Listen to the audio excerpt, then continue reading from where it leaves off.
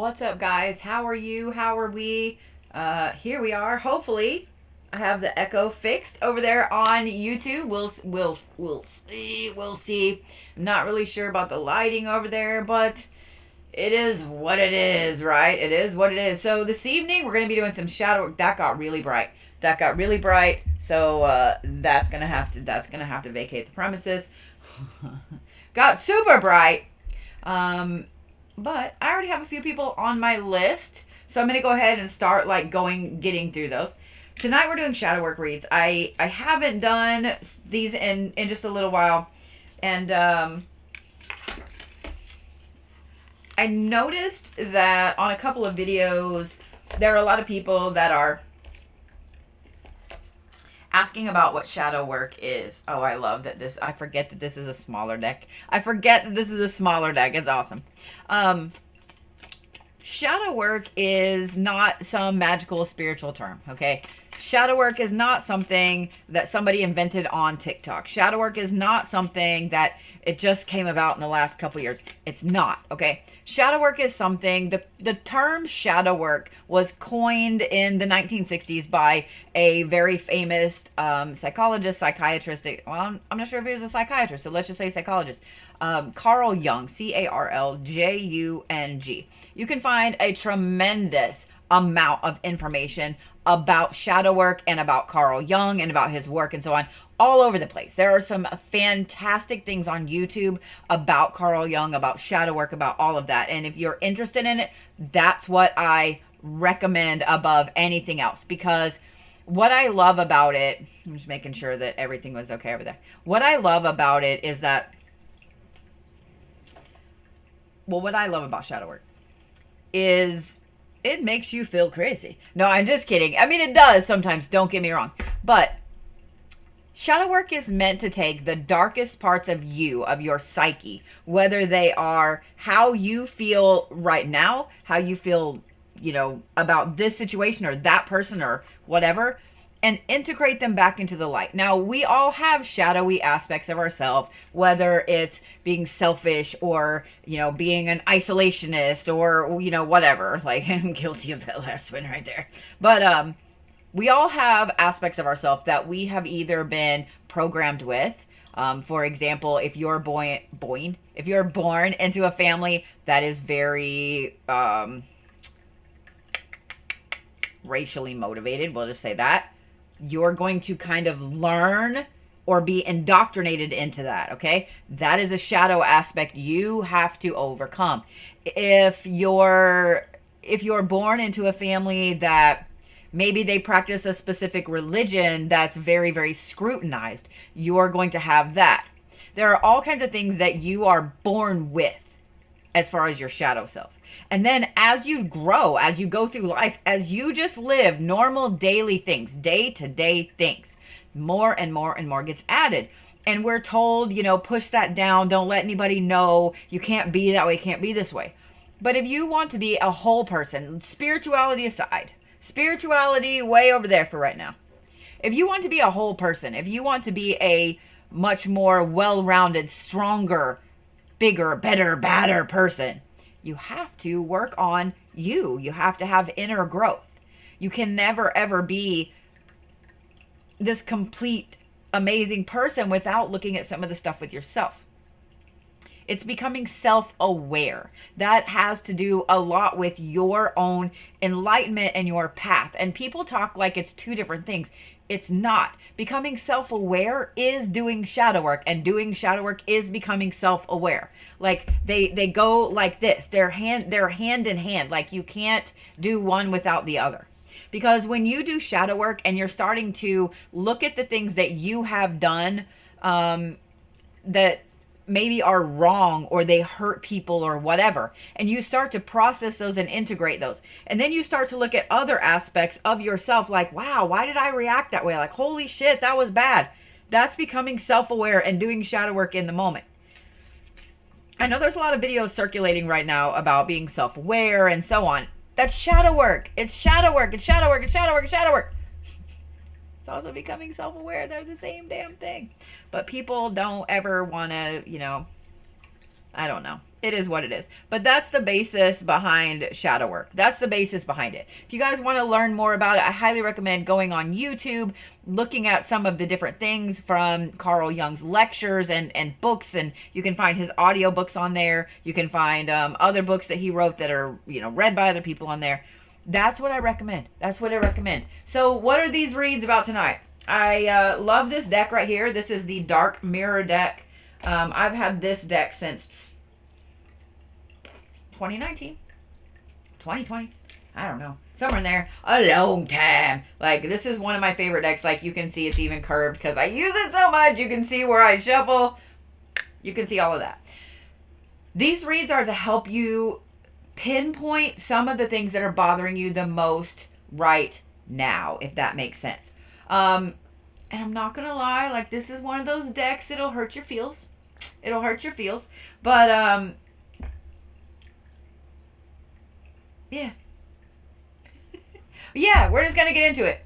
We're just going to get into it. But before we do, let me say this. This is the fair warning for all of y'all listening on YouTube or on TikTok. There are only a few rules to my live streams. One is you don't come in and talk about politics. I do not care. I don't care what side of the aisle you're on. I don't give a shit what you believe in, what you don't believe in. That is for everywhere else but right here, because let's face it, we can all go and engulf ourselves in that wherever we want to go. Not here. This is outside of that. This is your space. That none of that exists, okay? 2, don't come in here and co-read. Co-reading is when I'm saying something to somebody who has paid me to do something, and you're over here saying, oh, it means this. Bitch, no, it doesn't. If you do that, immediately you're going to get muted and probably blocked. And block means that you're not watching my content anymore. I can't handle that. If I'm in another live and I'm watching somebody else and I see people doing it, I will block you from there, because that is the rudest fucking thing that you can do to someone who is reading. I don't care if this is somebody that's been reading for 30 years or 40 years or somebody that's been reading for 3 days. I don't care. That is the rudest thing you can do, and it will 100% get you blocked. Don't do it. The next thing is this. Don't come in and be a creep or a jerk, because even creeps don't like creeps and even jerks don't like jerks. We will screenshot everything you say. We will screenshot your account, and guess what? I have time. I have time when somebody comes in to be a creep, because I fucking hate creeps. So I'm happy to put you in a jar. I have a big gorgeous one in there. It's a big apothecary jar. It's got some nasty shit in the bottom. It's even got some mold at this point. It's filthy. You will go in there. And the next thing is that we don't talk about other creators in here, especially in a negative light. I don't care. If you have beefs with someone else, cool. Go beef with them somewhere else, because guess what? I see it all too often. I've had it happen to me a lot, where people want to badmouth people in other people's lives, and then everybody gets on board. If y'all are doing that, then see yourself all the way out somewhere else. Kick every rock on the way, and y'all go ahead and talk. And those of you guys that see it happening in other places about other creators and so on, maybe go and pay attention to that other creator before you ever get involved in that or make up your mind, because we watch. We see who it is that actually has our back and shit, and who is perpetuating bullshit. So don't think that I don't see it. Don't think that other creators don't see it. We see you. It's bullshit. Don't do it. Now that that's out of the way. All right. Hollee A is first. Hollee A is first. I'm just going to start putting that disclaimer at the beginning of all of them, because, yeah. Yes. All right. Can I get a hallelujah from the choir? Come on, that's funny. That's funny. All right, Miss Hollee. Hollee is first. There are only 15 spots tonight. Just so you guys know. So if you need to get on this list, you better do so kind of quickly, because I don't think there's a lot left.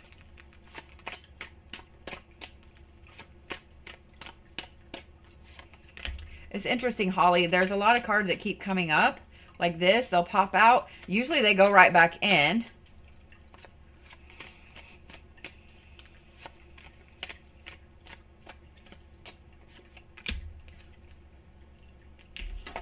Y'all might get glasses Bodhi tonight. Y'all might get spicy librarian Bodhi tonight. I don't know. We're supposed to have, it's supposed to rain all week. It was supposed to rain yesterday. It was supposed to rain today. It ain't doing that either one, but it's supposed to start raining the rest of the week. And I don't know. I wish it would shit or get off the pot. Like that's what my grandma would always say. Shit or get off the pot.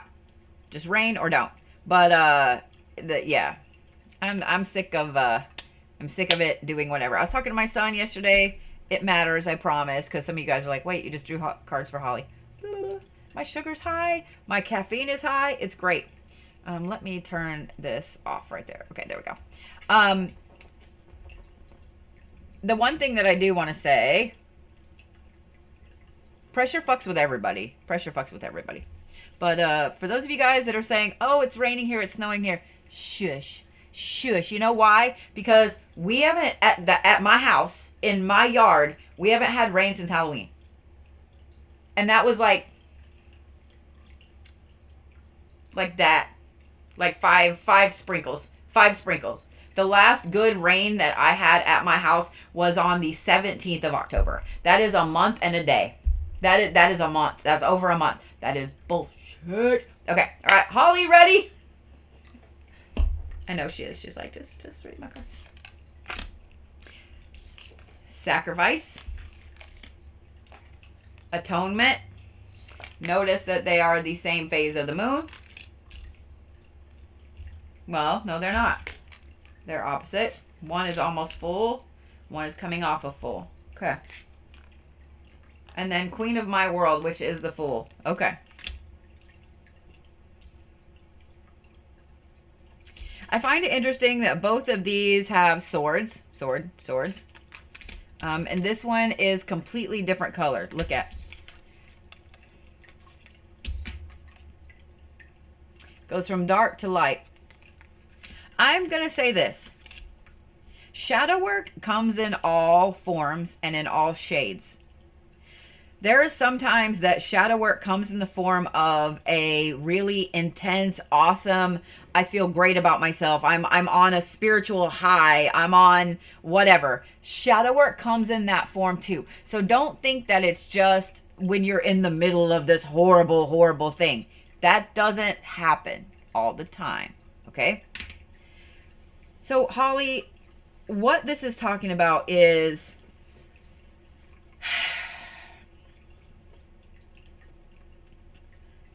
I feel like this is 3 different things and also almost an arc with you. Giving up something intense, giving up something big because you felt like you needed to atone for something. And with that atonement, you felt like you finally took your life back. So let's talk about the sacrifice. This is something that you are continually playing over and over in your head. This sacrifice. I almost wanted to put it in air quotes. So, yes and no. This sacrifice is something that you keep playing over and over and over in your head because as you're replaying this sacrifice, you're questioning yourself if you made the right decision. You look at this, where you are now, and you know you made the right decision, but you're still going back and saying, but would I be here as well if I hadn't made the sacrifice? So this is something that you've got to process. Why is it that you feel like there's a need for you to replay and overplay this sacrifice in your brain and with this shadow work? There's a deeper thing to it. Right? Is it that you gave up prestige? Is it that you gave up money? Is it that you gave up, I don't know, a relationship, a job, a person, a place, a thing? What is it? Okay? Look at that sacrifice. And then I want you to look at the reason why you made the sacrifice. And then under that, I want you to look at what spurred you to make the sacrifice for this thing or person. There is a need there underneath that bottom of those 3 layers right there. And there's going to be a lot of layers underneath it. When we make a sacrifice, when we give up something that means a lot to us, there's an underlying cause. Is it the fear of failure? Is it the fear that person might leave you? Is it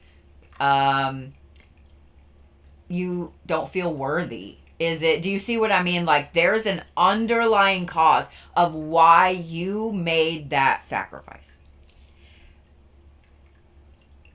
If you can get to the bottom of that, and here's what I would recommend: take a notebook, a piece of paper, and start with the sacrifice, right? What it is at the top that you gave up. I gave up my job. I gave up a relationship. I gave up my house. Whatever it is, whatever the sacrifice was that you gave up, write it at the top. And then start going backwards of, okay, here's the main reason I gave it up. Because to make my spouse happy, to make my kids happy, to get a better job, to what is, why, what was the main reason why, and then start working backwards and finding the underlying cause of why. And I know some of you guys are like, well, but if you did it to help your kids and blah, blah, blah. Right. But could you have kept that job, that relationship, that whatever, and still helped your kids? Do you see what I'm saying? Start going back through, play devil's advocate with yourself. That, I promise, you will get to this very rock bottom, underneath aspect, and you'll have one of those moments where you sit back and you go, oh my God, like I didn't even think about that, right? Let's talk about the atonement. Along with this sacrifice came this feeling, this need to atone. Why? Like, I'm going to be very, very, very open with it. Why? And while you're looking at that, I mean, you're going to immediately be like, well, and chances are you're going to stumble over why.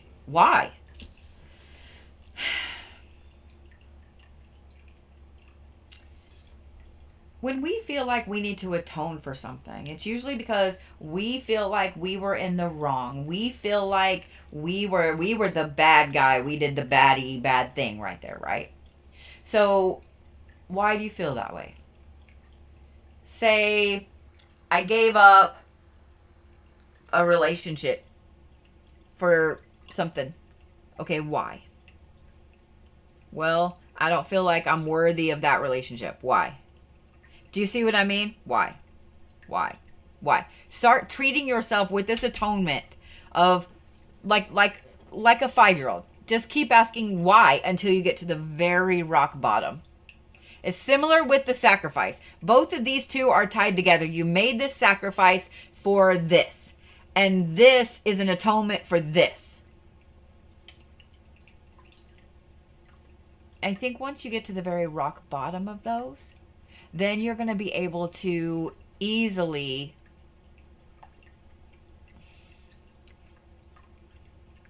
start moving forward from there. Because once you get to kind of the rock bottom of all of that, it's easy to see why you gave up that thing.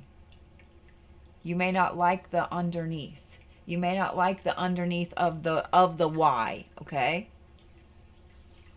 But that's, I'm just saying. If you don't like the underneath of the why, that's what you need to change. That's what you need to go into the whole shadow aspect of. I think with you, Holly, this sacrifice and this thing in particular, the reason that it's playing over and over in your head is because underneath all of that, you don't feel like it was fair that you were asked to make that sacrifice and to carry all of that atonement when someone else should have done that. You know what I mean? And let's talk about this, because at the beginning I said, okay, not all shadow work is really, really dark, deep shadow work, right? There are times when we feel like we're on top of shit, right? Man, I'm adulting, all my bills are paid, I'm doing this, I'm doing that, I might be broke as fuck, but all my shit's going right. Do you see, you know what I mean? So you feel great. And then you realize that like something's missing, or you're not hanging out with your friends, or you're not doing this or doing that, or whatever. And shadow work can come in a very, very light form that we don't realize. And I think that that's something that's going on right now. The Queen of My World is all about kind of turning your back on some things that have put you where you are now. Turning your back on talents, gifts, people, jobs, family, whatever. Turning your back on different things that have kind of pushed you forward. Maybe not on purpose. Maybe it just happened because we get really busy and we start to get selfish and we don't realize that we're selfish because we're just focusing on our shit, right? But the Queen of My World coming up, especially after sacrifice and atonement, it tells me that there's been a lot on your chest lately. I was going to say on your plate, but that's not right. It's on your chest and you don't tell anybody. You don't say anything about it. I think I don't even think you have you don't have anybody that you talked about this. I was going to say, I don't think you even tell your best friend about this. This is just shit that's sitting right here in the middle of your chest. Hollee, I really think that once you get to the bottom of why you felt you need to atone for that and why you felt like you needed to be the one to sacrifice, because I also feel like there were other people that could have sacrificed and they didn't sacrifice as much as you did, and that resentment has built up. And I think that once that happens, then you're going to see why you aren't happy with what's going on. Even though you feel like everything's going decent and good and you're in a great spot and so on, you're not happy with it. You're not happy with it. So start working backwards with everything, Hollee. Start working backwards with everything, because when you do that, I think that you're going to find the answers decently quickly. But I am going to let you know that it's going to show you where this resentment and this undercurrent of anger is coming from. And it's probably going to mean that you got to have some serious talks with a couple of people in your life. Just so you know.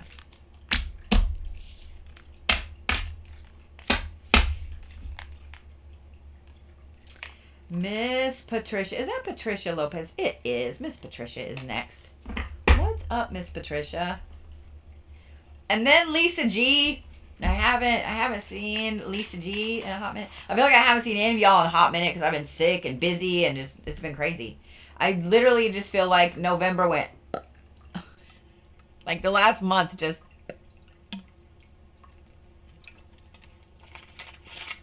All right. Are we ready?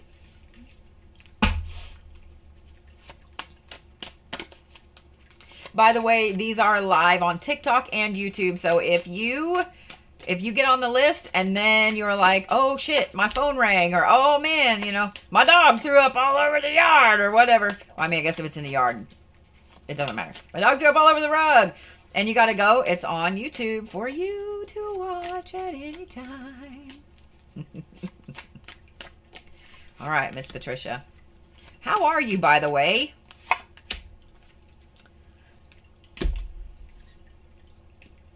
Oh, I thought I saw this, and for some reason I thought it was a piece of smoky quartz. I was like, why is there a piece of smoky quartz? All right, are we ready?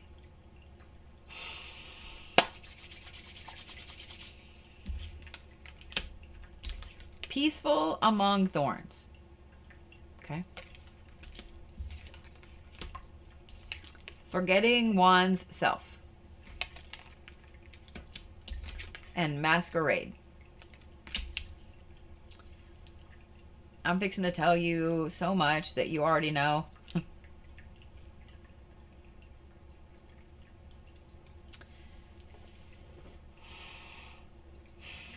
Sometimes we just need to hear it from someone else. Sometimes it's not so much confirmation as it is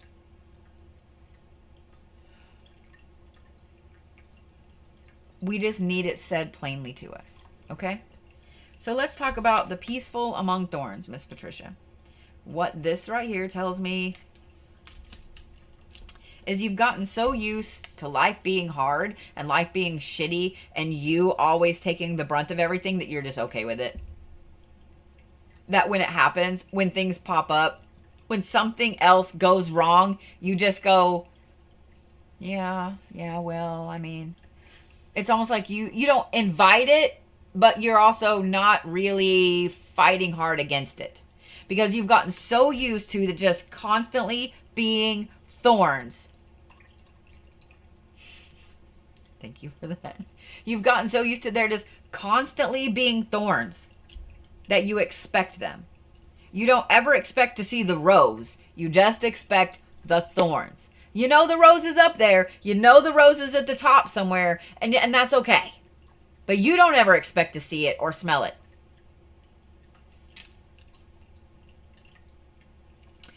Because of that, you always put you last. And even when you do something for yourself, you feel guilty about it. When you do something for yourself or you do put yourself first, you feel like that was the wrong decision.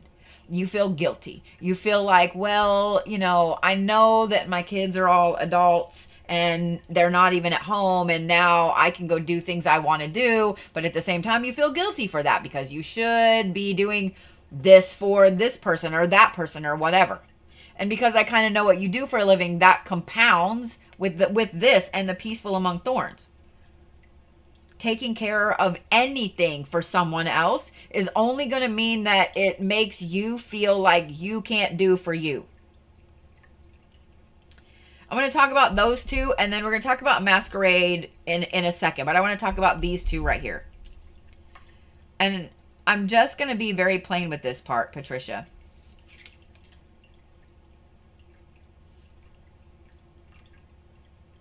Life isn't all thorns. If life was all thorns, we would not know what roses look like.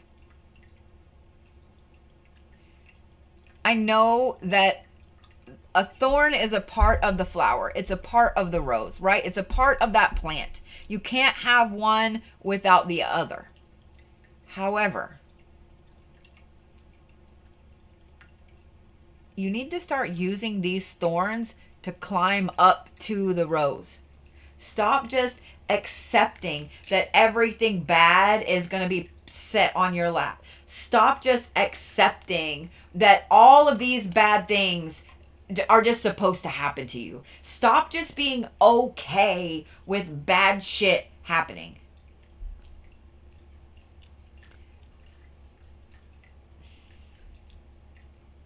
I used to say that a lot of it was just people in Gen X and older millennials that felt like they just got the short end of the stick all the fucking time. But it's all of us at this point. It's all of us at this point. And it's being so ingrained in us all the time that we get so peaceful with bad shit happening, we expect bad shit to happen. And that's not how life is. And I know you know that. And so, like, I kind of like, I feel like I'm getting on to you. And I kind of am. But I'm also trying to remind you that everybody has bad shit. Everybody has bad shit. We all do. We all stub our toes the same. We all lose our balance the same. We all, sleep on our face like this and have the big wrinkle down our face most of the time. The same. We all lose people. We all lose jobs. We all have to move. We all have shit, right? We all get sick. We all have people that abandon us. We all have that. But when that's all you see of your life and your path, that's when this happens and you become peaceful with it. And then you say into the universe, well, I mean, if anybody's got to have the bad shit, it might as well be me because I'm strong enough to handle it. No.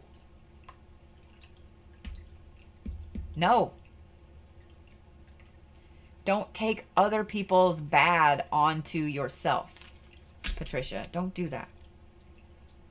That's for all of you. Don't take other people's bad onto yourself. If you missed my Sunday sermon, go watch it. Because that leads to this. And when you forget yourself, then you get into this whole phase of you live for everyone else. You live to make sure that everyone else is happy, that they're taken care of before you, that, you know, they have new clothes and you don't, that they have a car and you don't, that you live for everyone else. And when you live for everyone else, they're going to take advantage of that. And when they take advantage of that, then it's going to get to the point of being an enablement, right? So you have to start paying attention to Patricia and stop forgetting that you are allowed to have an amazing life, that you are allowed to do amazing things. And I know some of you guys sitting out there might be sitting here thinking, yeah, well, you know, you don't know me. I fuck up a lot. Dude, I fuck up a lot. It's okay. Guess what? We all fuck up a lot. We all fuck up a lot.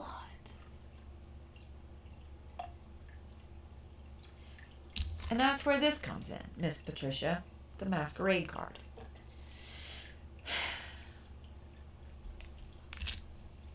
In being peaceful among the thorns for so long and putting yourself last for so long, you put on the good face, right? You put on this beautiful masquerade face that you are strong and that you are all this amazing thing and you're fine. I'm fine. I'm fine. I'm fine. I'm fine. When you're not fine.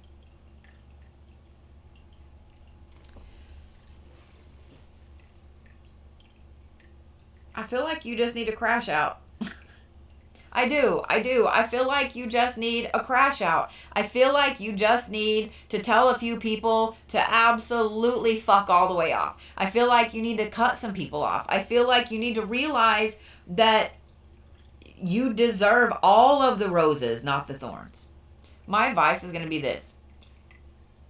Go buy yourself some roses on Thursday.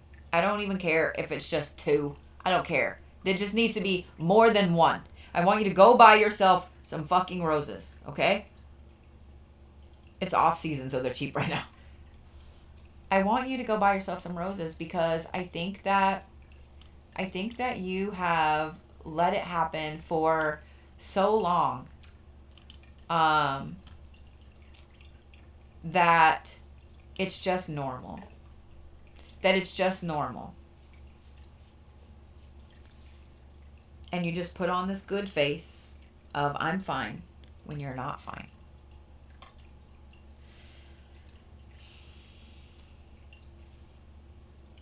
Also, I'll be in California next year in September. I'm just saying. Just saying. And here's what's funny. I don't feel like it's anyone in particular that has made you feel like you have to have all the thorns or you have to put yourself last. You have just naturally done it because it was programmed into you. Because it was programmed into you.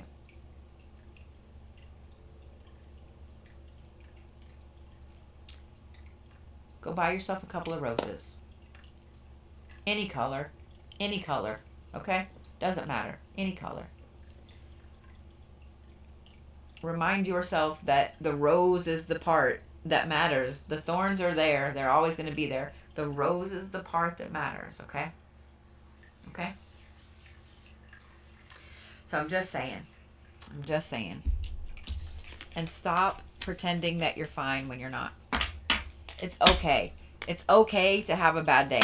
It's okay to have, to tell everybody that you need your space. It's okay to pull yourself to the side. It's okay for you to not answer the phone for a day. It's okay. It's okay. Okay? The reason I said Thursday is because Thursday is the new moon. Thursday is the new moon. And I think that is a good time for you to have a reset. Plus, if you put it in your head, okay, new moon is Thursday, new beginning, new start, that'll help you stay on that track. If that makes sense.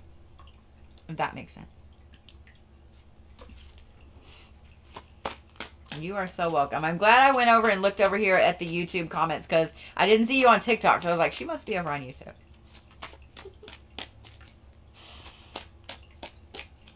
All right. Thursday is going to be a great day, Sass. I'm actually really excited. So you guys realize tomorrow is the day before the new moon, okay? The 20th is the new moon, and I think that it peaks at like, I want to say it's like noon o'clock my time, noon 30 my time, Central. But don't quote me on that. I know that for me, it goes, or maybe it's at 9 a.m. I don't know. Anyway. Anyway. So you have new moon energy tomorrow, which is Wednesday. You have it Thursday, and you have it Friday. 3 days. You have 3 days of new moon energy. This is a great time. This is a great time. This is a great time. It's a great time. It's a great time. All right. I saw Lesa and the Cult Jam over here on the TikTok. I saw her over here on the TikTok. I love you. Right back, Miss Patricia. I do. I do. How are you doing, by the way? There's the Lesa. If you guys haven't got your tickets for any of the things I'm doing on the new moon, you might do so. There are not a crazy amount of them. All right. So you had one flop out on its own. I didn't even get the chance to turn it over. And that is the Temple of My Body. All right. So let me just say, this is the pot calling the kettle black, okay? Recovering from kidney surgery. So what I'm going to say is really going to... This card is all about neglecting yourself. Like neglecting your body. It's all about not paying attention and not... So I'm not laughing that you had kidney surgery, but I'm laughing that as I'm about to talk about this card, you said I'm recovering from kidney surgery. First of all, I hate that you had surgery, and I hope that you're doing okay. And girl, I can't even imagine. I know just, having a pain in the kidneys is horrendous, but I'm so sorry. So I probably don't need to say much about this card. And this is probably why this one popped up. And this is when I say you can't make this shit up. The Temple of My Body. This is all about neglecting your physical self. And I was going to say this is the pot calling the kettle black. Because I haven't been to the doctor in a year. Over a year. I have an appointment this weekend, and I will be going to the doctor. So, just saying. But, like I said, it's a pot calling the kettle black. But apparently I don't really need to talk about that. But the Temple of My Body is all about... It's a double-sided thing, okay?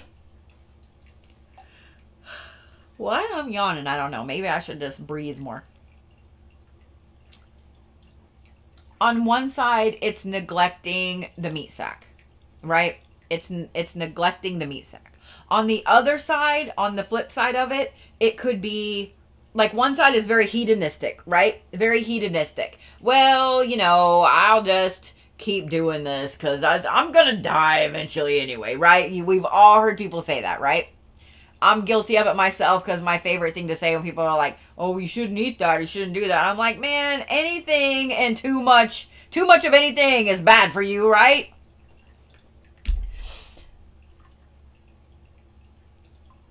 On the flip side of that, though, you have the people that are over obsessive about health and all of that to the point that they're unhealthy because they're so healthy. You know what I mean? Your body has to have a little bit of fat. Your body has to have a little bit of fuel and so on. And so if it doesn't get that, it starts burning muscle. We've all probably seen people like that. Well, I know I've seen people like that. We've all seen people like that. So just pay attention to the Lesa. Pay attention to the meat sack that is Lesa right now.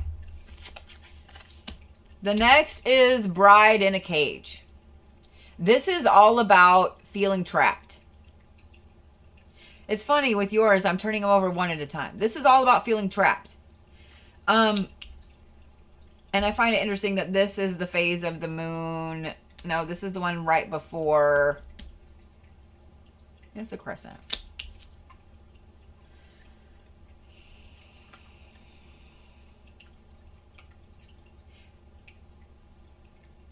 This is all about feeling trapped. And what's interesting about this in particular is it's feeling trapped, but also knowing that you have the key to being uncaged. Far too often we forget that everything we do has a result. I'm not going to say consequence because it's not always a consequence. Has a result. Everything we do.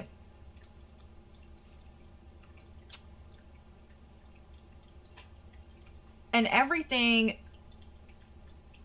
that we do that gives us a result of feeling trapped also has a key to getting untrapped. Sometimes it might take us a while to get untrapped. I don't know what it is that you're feeling trapped about, but I know that when I said that, immediately I kind of felt like my whole chest was like that.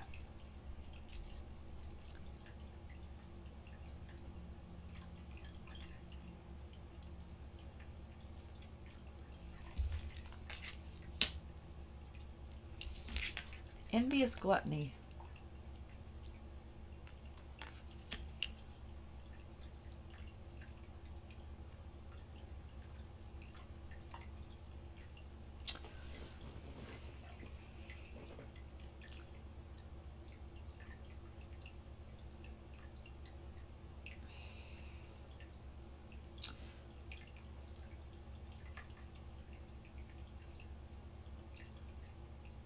I knew I was going to yawn again. I knew it was coming. All right. I kind of wish that we were in a private appointment so I could ask you some questions along with this. Because I've read for you for a while, and the envious gluttony card is interesting. When it comes to this card, a lot of times people think that envious gluttony is just all about being, keeping up with the Joneses and all this stuff and so on and so forth. And that's not always it. Sometimes we get really envious of a trait that we see in somebody, and we try to embody that trait so much that we lose who we are. We have all done it. Every one of us. So no one can sit and be like, oh, I haven't done that. Yes, you have. Especially as a kid. You see a role model and you want to be like that role model, so you start acting like them, talking like them, walking like them, dressing like them, cut your hair like them. All of those things, okay? That is it's an envy aspect. I like this and I want it. I see that person getting attention for looking like that, for saying that, for whatever. I want that attention. So as a kid, it's very obvious. Like we realize kids are doing it. When you're a kid, you just think it's cool, I mean, when I was younger, we had crisscross with the backwards clothes. We all wore backwards clothes. Because they got attention for wearing the backwards clothes. So we wanted the attention, so we wore the backwards clothes. That's great until you realize that it's hard as hell to go pee. But you see what I mean? In the moment, you just think you're cool, right? But it's not. It's you wanted that attention. You were craving that attention. You were jealous of that attention, so you started doing that. So a lot of times we don't realize that envious gluttony is not just, sitting over here like Mr. Burns or, some evil person rubbing their hands together and just doing everything we can to topple this or that or this or that because we want it. It has nothing to do with that. So my advice about this is, I mean, you're already doing this but pay attention to, I would just pay attention really closely to what the doctors say, what they project for your recovery and so on and so forth. And then the bride in a cage, I want you to keep in mind that where you feel trapped is also where you have an escape key. You have a skeleton key. And if I haven't been paying attention to see if you've said anything or not. But if you guys aren't sure where you're trapped in your life right now, what is your biggest problem? What is your biggest problem? Do you see what I mean? Oh my God, Hunter, that's funny. If we look at what our biggest problem is, and people are gonna be like, money. I mean, money is its own prison. But what is your biggest problem? Taking care of your mom. That's a hard key to realize that you have. It is. It's a hard key to realize that you have.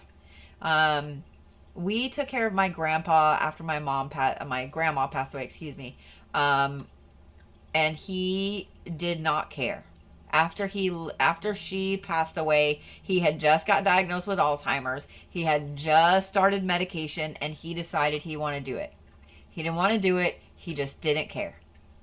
And so it got really bad really quickly. My grandma passed away in April. No. It was after Valentine's Day. So February of 2006. And then he passed away in April of 2009 because he didn't care. Like, he just let himself go that far down. And it got to the point where we had to make the decision because my mom moved in with him and so on. And she tried for so long. And it got to the point where I had to sit my mom down and I had to say, Mom, this is too much. Look and see what you can do to help kind of take some of that off of you.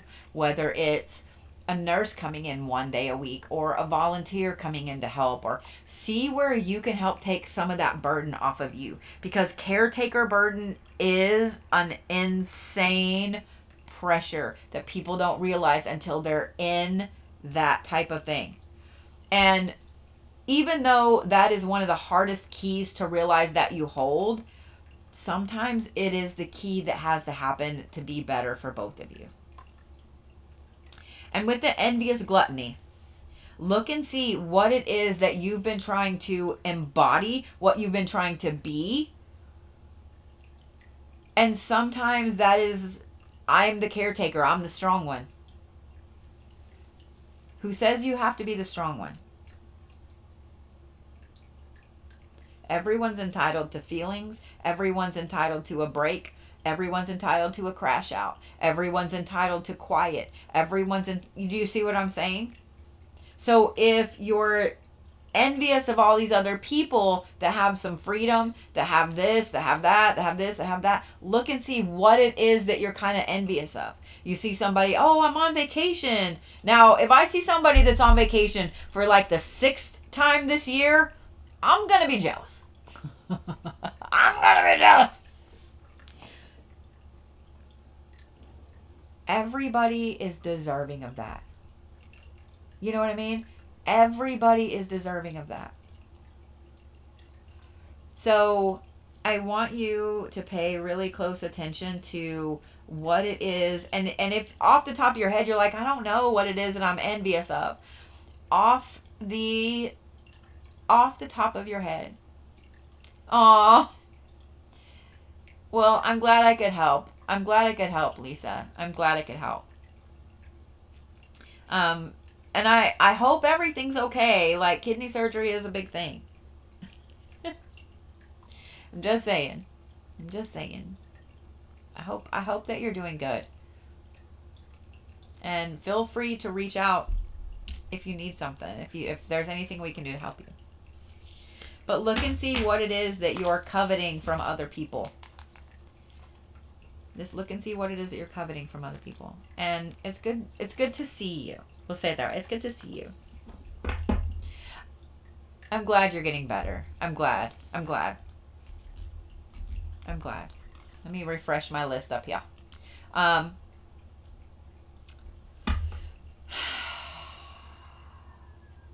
was going to say something, but it just went out of my... It just went that way. It went that way. It is what it is. It is what it is. Amanda B is next.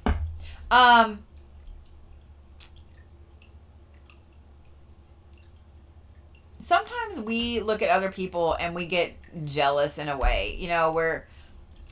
oh, I wish I could do that, or I wish I could be that, or I wish I could be, you know, whatever. Every one of us does this all the time. Every one of us. We do it all the time. We do it because we judge ourselves against other people, and then we do it because we see other things that we'd like to have, you know? One of the things that, and I'm going to use the vacation thing, okay? I'm going to use the vacation thing. I travel a lot. I didn't travel as much this year as I have, you know, the last few years and so on. But a lot of my moderators and things like that, yes, that it must be nice, yeah. A lot of my moderators, I want to say, have had the punishment of either traveling with me, coming to help me, or, you know, or something like that. The punishment. Sass travels with me all the time, you know, like she can tell you guys the most. Leanne has traveled with me several times, like things like that. Nicole has traveled with me. Scarlett and Christine have both come and helped me a lot. Donna has traveled with me. Brett has traveled with me. Brandon hasn't had the punishment yet. No, I'm just kidding, Brandon. I'm just kidding. But one of the things that really bothers me is when somebody's being shitty and they're saying, oh, well, I see you're off on adventures again. While they are adventures, it's hard. It's a lot. It's a lot. It's a lot. It's a lot. What people don't realize is some of these things that look super great, they are a lot of work. They are a lot of work. Do you see what I mean? They're a lot of work.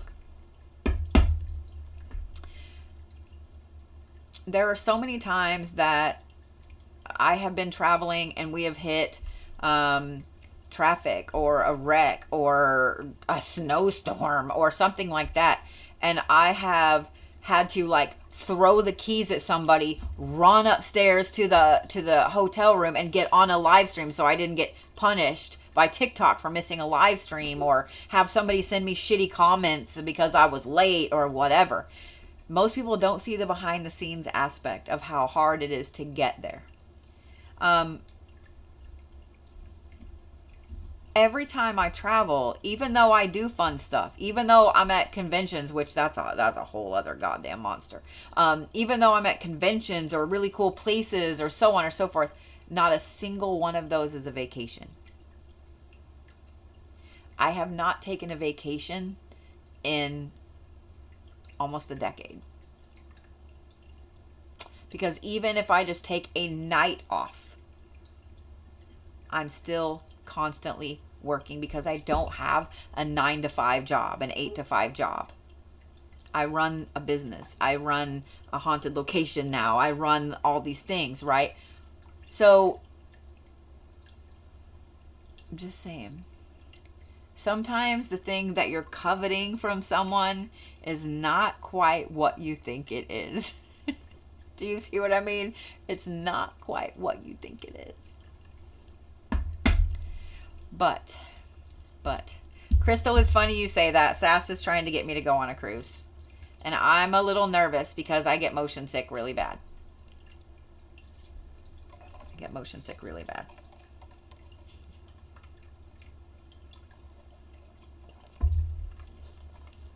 And I didn't tell you guys all of that to be like, oh, poor you. That's not what I meant.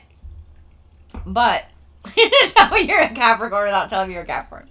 I run 3 businesses. I own 3 businesses. So it's a lot. It's a lot. I tell you guys that because it's not, sometimes you covet something from someone else and then you get that thing and you're like, this sucks. I don't like it. This sucks. You know? So I'm just saying. There is a villain's cruise. Stop it. I wonder if we could get a witchy cruise. I would be down for a witchy cruise. All right. Amanda B. Let me turn the deck right side up.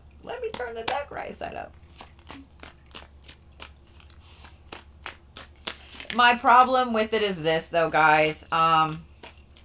Sometimes people can't just be normal.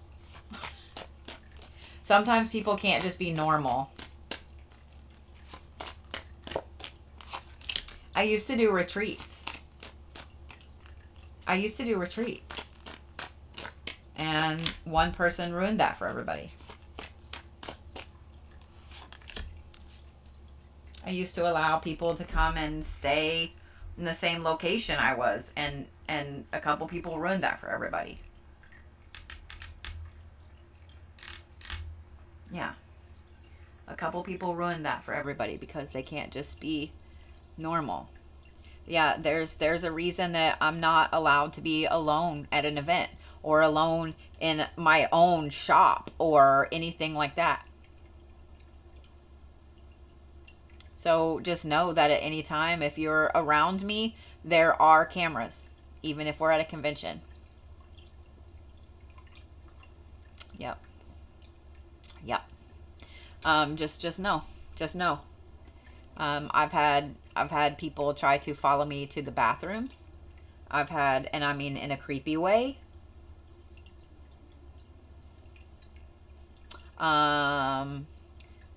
I've had people try to get into the location where I was sleeping. Yeah. It gets really, really scary really, really quickly. So, unfortunately, and I think most of my moderators, I'm trying to think, poor Brandon. Brandon hasn't got the fun of any of this. I think Brandon is the only one that hasn't been at either a convention or at my shop with me and seen it. So as much as I would love to do a cruise with everybody, it's just, I don't know. And I hate that because you guys are who allow me to do what I do. You are the reason that I'm here all the time. You know what I mean? So, yeah. Sucks. I mean, background checks sound great, but when somebody doesn't give you the right information, or they give you their kids' information or something like that, that's what happens. So, anyway, Amanda. But yeah, it's definitely interesting.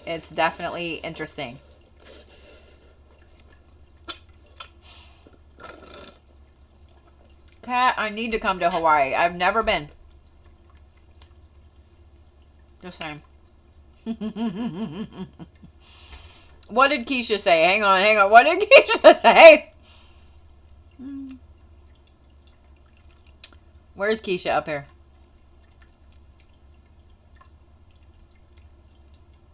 How come I don't have a comment? What happened?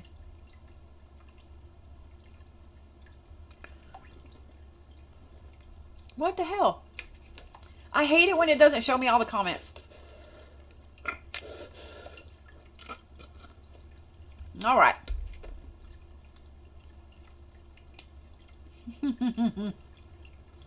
Oh, I would love to play Bowser. I mean, y'all want to know something funny? One of the first times that I ever got to meet Nicole in person, poor thing, was at Texas Frightmare several years ago. And I'm actually thinking about maybe possibly doing it next year or the year after again. But she came to help me at Texas Frightmare. And Nicole, it's so funny to look at Nicole, like when she's just normal, you know, and don't take that wrong, just when she's just dressed normal, right? You would not know that this woman's a bodybuilder, okay? You would not know that she could probably like bench press your head like a watermelon, like that. Like, you would not know Okay. She's like this cute little teeny tiny lady. She's a little shorter than me. She's like kind of quiet a little bit at first and stuff. And yeah, she got to see the weird right off the bat at Texas Frightmare. Right off the bat. Right off the bat. Right off the bat. I was like, please don't stop being my friend because of this. Like, please don't stop being my friend because of this.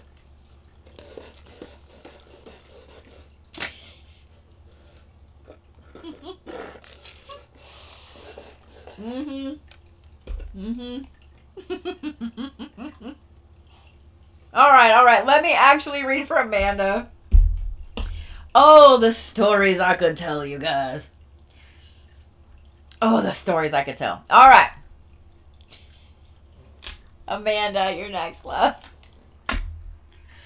I turned my deck over and then turned it over again, apparently, when I drew your cards, because all of them are upside down. So normally I don't turn them upside down. Oh, it hurts me to do that.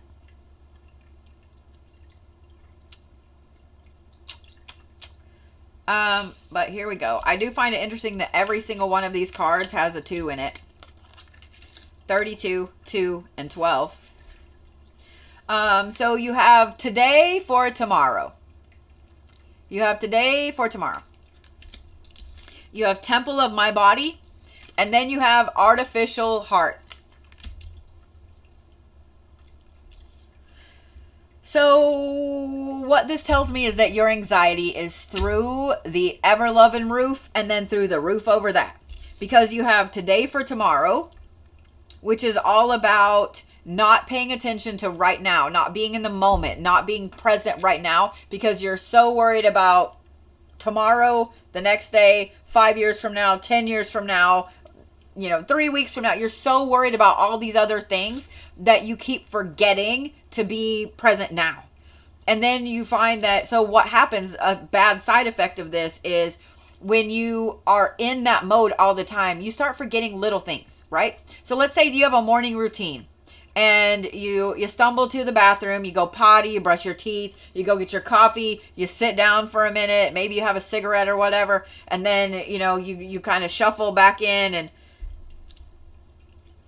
when your anxiety gets through the roof because you're so worried about all of this stuff, maybe you forget to brush your teeth one morning, which, okay, not a big deal, right? Or maybe you forget to have your coffee one morning. Maybe you fix it and then get distracted and it sits on the counter all day. Okay, no big deal, right? Well, that leads to bigger things. Maybe you forget to pick the kids up at school one day. Maybe you forget to pay the light bill one day. Like things like that. You get this whole, I'm so busy with being concerned with what's coming up next week and the week after and the week after and the week after, that you forget to do the things right now. And it ends up turning into this, the Temple of My Body, where you overcompensate. Maybe I'm really guilty of this. And because when we travel, we're on a timeline. We're on a schedule, right? We're on a schedule. We're going to leave this place at X, at 9 o'clock in the morning because we have to be here at 10 o'clock in the morning. Or, well, let's not give us an hour because Sass and I don't get anywhere in an hour. So we have to leave here at 8 a.m. because we have to be, this far at 4 p.m. And that gives us a little bit like a 30-minute window, for lunch or whatever. That would never work out. But you know what I'm saying? So then you eat like shit because you're like, well, okay, we hit that roadblock back there. So now we only have like 5 extra minutes. So we're just gonna get, gas station food, or we're just gonna get McDonald's or whatever. So you eat like shit when you're on the road. Well, then what happens? Your body after, the first day, okay. Second day, okay. Third day, you're like, oh my God, my stomach hurts so bad because your body is not used to just constant gross shit, right? Road food. And then you swing the other way. So you start eating like super healthy, right? Like I'm going to eat all this fresh food and nothing fried and salads and stuff like that. And then your body's like, oh, my stomach, what the fuck? Because you swing back and forth really hardcore. That's one of the main things that will happen. Everybody's been in that situation where you eat really shitty and then you eat, you swing back and forth like a pendulum. So when you're taking the today for tomorrow aspect and you're giving all of your free time away for something on down the road, you're going to have this swing to the other side and feeling like crap, whether it's emotionally or actually physically or whatever. And you know you do it, but you can't get off of it's like a metronome, right? You can't get off of the metronome because you're just, you know, it's just going to keep going, right? And then it rolls into this. And this is artificial heart. So you get to the point that you're so busy worrying about next week or 3 weeks from now or 2 months from now or whatever, that you go through the motions, but you're just literally robotically going through the motions. It's just like that movie Click, where he wants the remote control because he's tired of hearing his wife bitch about her day or whatever. And then it turns into anytime his wife talks, the remote goes off because it got programmed, right? And so he's just on autopilot going through everything and not even knowing that he went through everything. So that's a lot of shadow work right there. My advice is to go back to block number 1, okay? And that is anxiety. Everybody that has anxiety for a reason. Maybe multiple reasons, but there's always one underlying reason. And usually you can pinpoint what that underlying reason is. Okay? I can tell you the exact moment in my life that I developed anxiety. The exact moment. And almost every one of you, if you really think about it, you can pinpoint the moment that you got anxiety. I'm going to tell you what mine is. Because I want you guys to think. I want you to think, like, go through the years when you were a kid, right? 5, 6, 10, 12, 14, 15. Okay? Did you have anxiety then? I mean, you were worried about a test. You were worried about climbing the rope in gym class. You were worried about, losing a tooth at school. That's not anxiety. That's not anxiety. That's just worry. That's just normal, everyday worry. That's not anxiety. Anxiety is when it rules your life. That you're constantly in fear of something happening, so you overcompensate in this way. Okay? The exact moment that I got anxiety in my life, Brody's dad didn't return him one weekend and basically told me, come find me.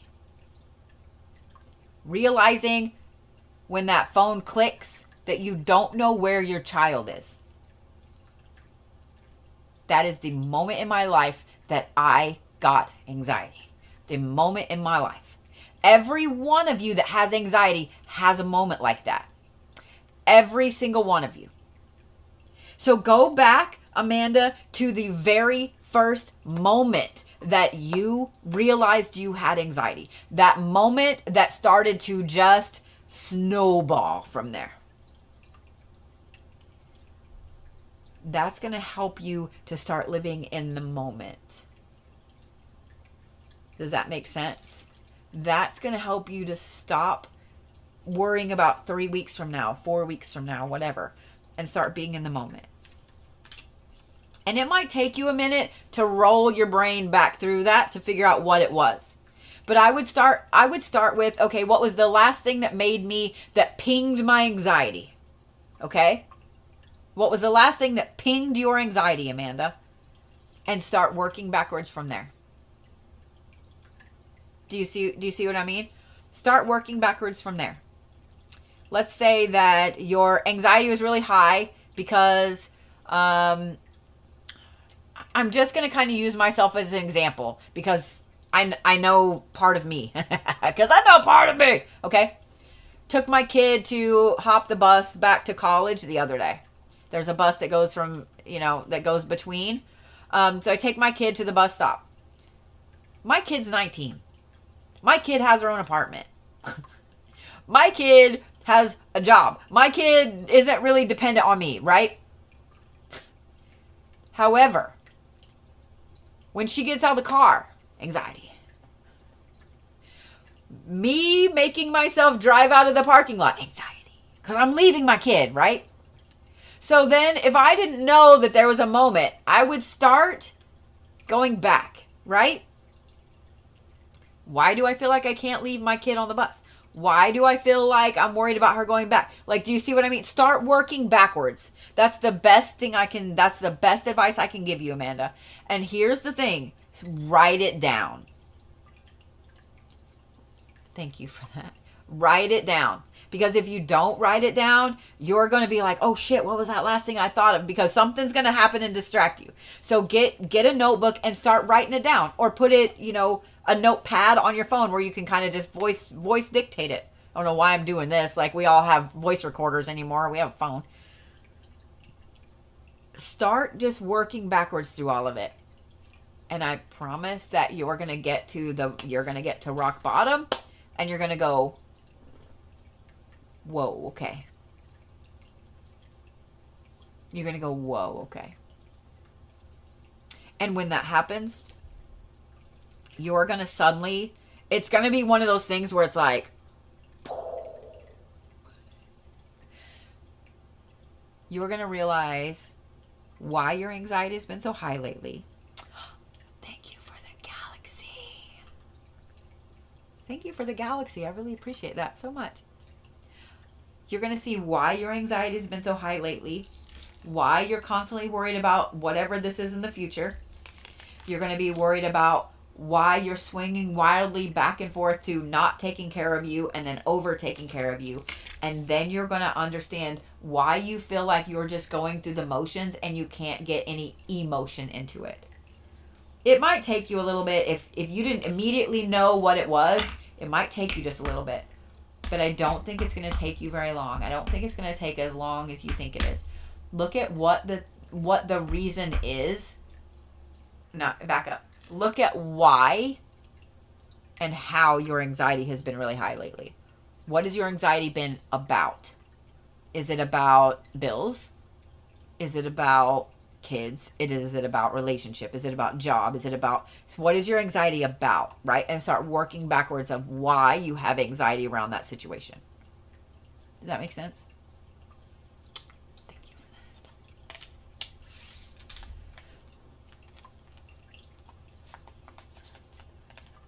You can all work through a lot of shadow work, a lot of things by looking at what your anxiety rolls around. And here's the thing, Amanda, what that tells me is your anxiety has been really, really bad, and I'm sorry. I'm so sorry. Anxiety is fucking stupid. Anxiety is so fucking stupid. And I'm so sorry that yours has been that high lately. I wish I could just give you a big old hug, and I'm sorry.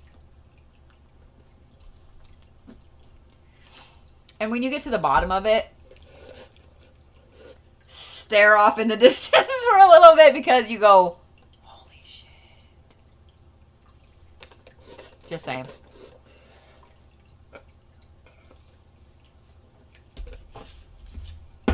All right. Johanna. Thank you, Kelly. Johanna.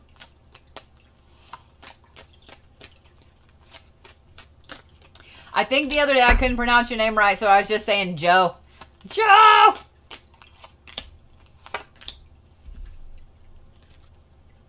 There you are, Luna. All right, are we ready? Oh, Boba be good. Boba be good.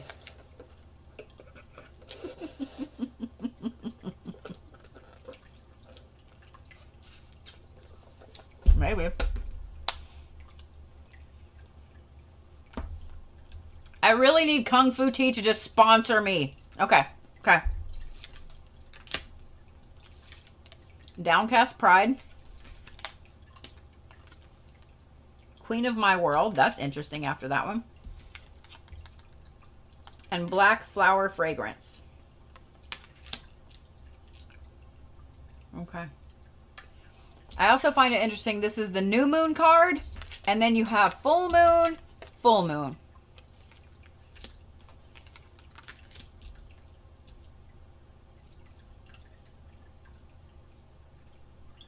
You have like this triangle of shadow work that goes on. You have three different formats that you're always in. Boop, boop, boop.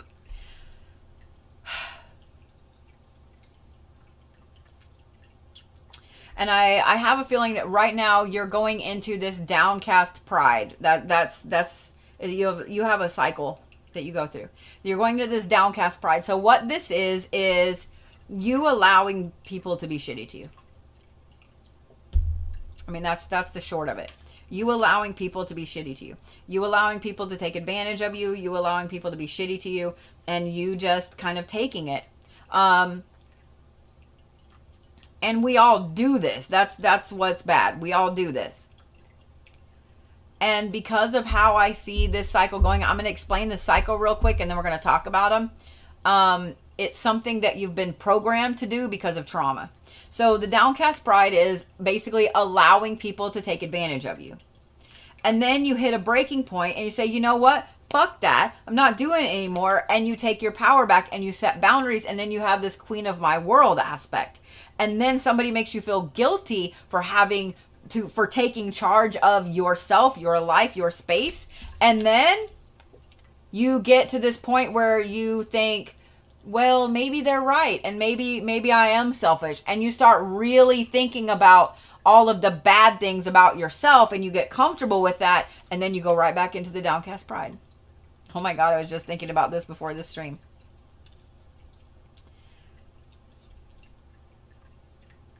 I kind of explained all of those. That's what she said. Let me say that. Like, not that I was just thinking about this before the stream.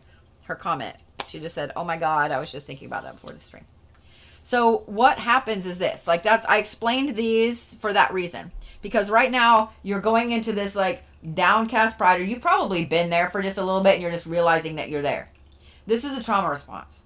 This is because you have had too many people in your life that have on purpose taken advantage, whether it's because they are a narcissistic personality type, whether it's because they're a selfish ass or whatever. You naturally want to be like this person. Not all the way, not the selfish version of it, but the strong, powerful, I know what I'm doing with me. Let me set these boundaries. Nobody's going to cross these boundaries, etc. You are that person, right?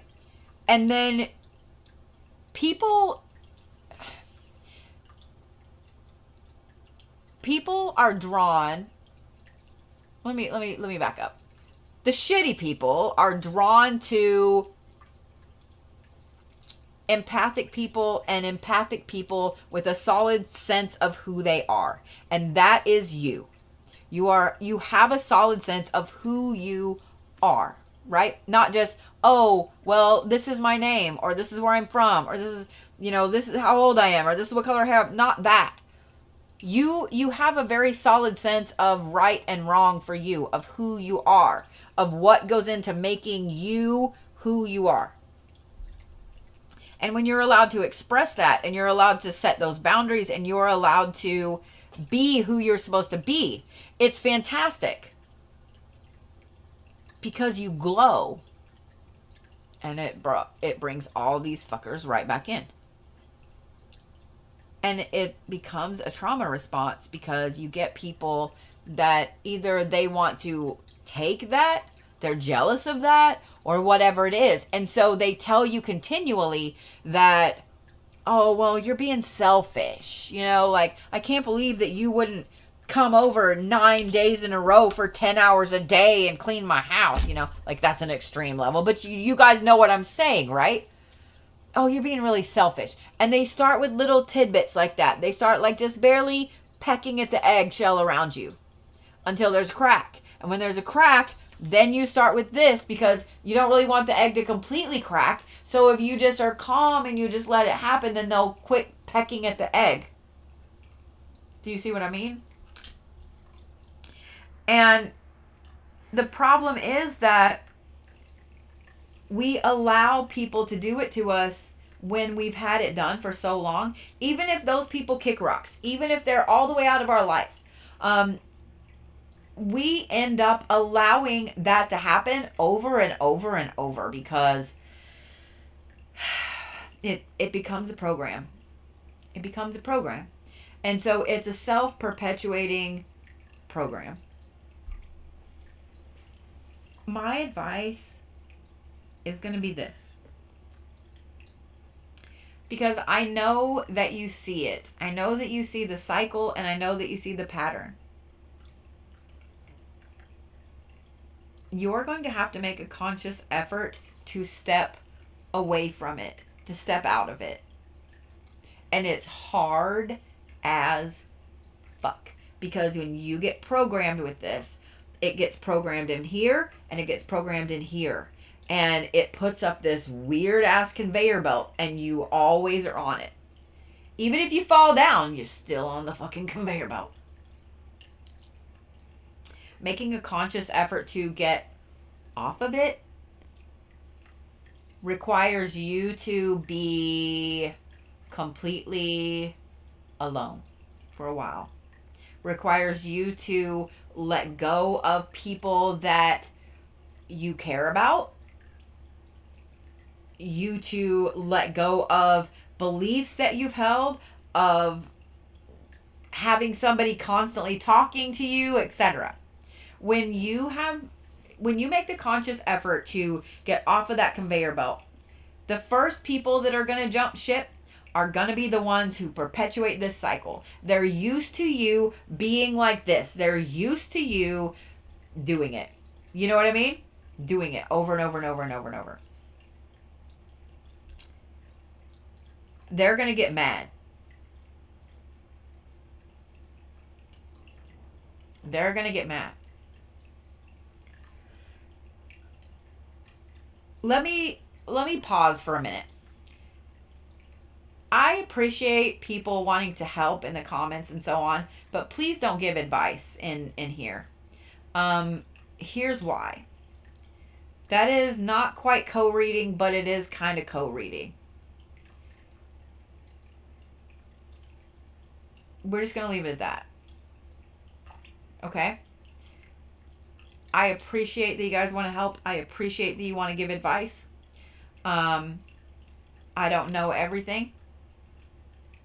But I know a lot of shit. I've been doing this for a very, very long time. And it's really rude to go in and be giving advice. Just saying. Just saying, especially when it's incorrect advice.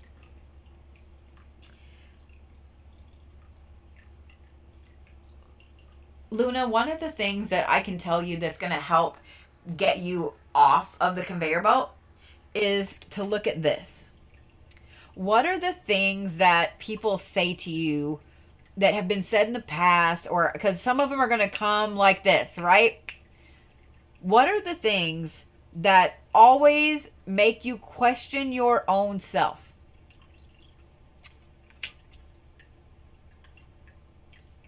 My favorite one is, oh, you're being selfish. The people that I know that are the most selfless people I've ever met in my life get told that they're selfish all the time. Let that sink in. Let that sink in.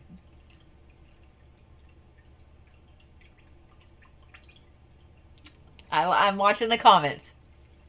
It just sunk into all of you, didn't it?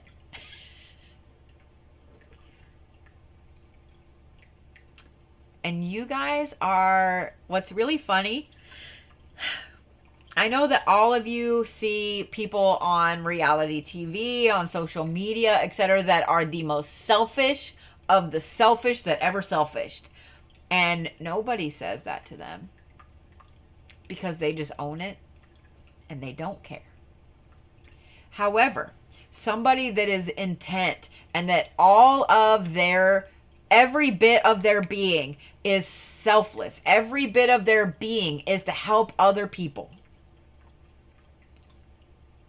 When they get called selfish, it hurts because they know they're not. So then they try to overcompensate for that. And that's what happens and gets in this. That's what gets in this.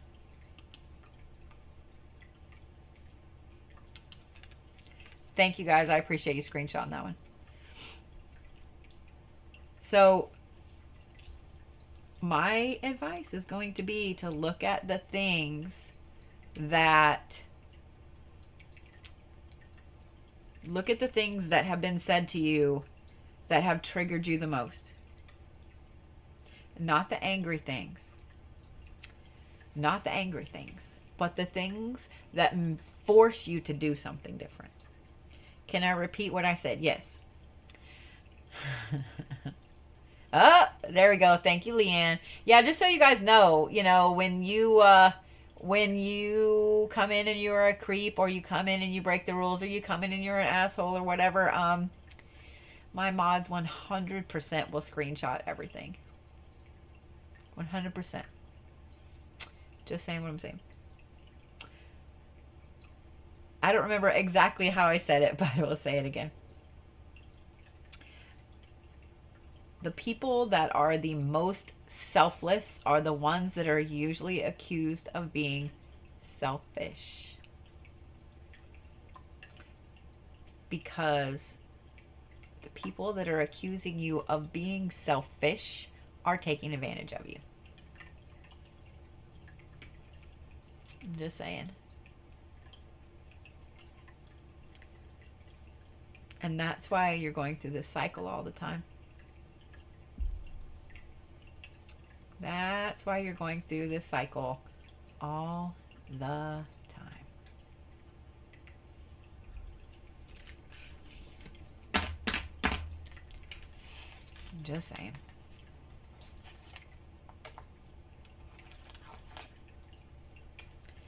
I think that this is why you've been isolating. I think that this is why you've been really looking hardcore at everything, because you're doing all of the things that you need to do to be able to get off of that conveyor belt. Yeah.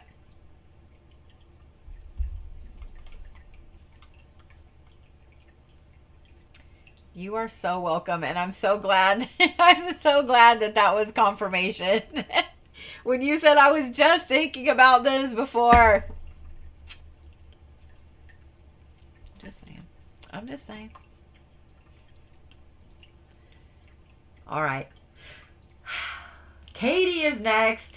Katie is next. I thought I was going to have a big yawn, but I did not. Why do I feel like I missed some? I didn't. Okay. I was like, I feel like I missed somebody, but I didn't. All right then. All right then. You guys, here's what's really interesting. You know those times that I say, well, I'm drawing for Katie, I'll say this. All of those times that I mention that once you get really good at yourself, at mastering your own energy, at trusting your intuition, trusting your gut, all of those things like that, you start to really recognize when somebody's fucking with you. Not just, oh my God, somebody put me in a jar, but just like, I see you, bitch. I see you sending bad vibes out there. Let's just say that I know some of you have been listening. And some of these people are very, very telltale. So I'm just curious how many of you guys have noticed lately the smell of something burning when nothing's burning. How many of you guys have noticed lately that you feel like somebody's behind you when nobody's behind you, or you see something moving out of the corner of your eye when nothing is moving, or you know, the animals are acting weird around you, or you know, things that make you pause like that.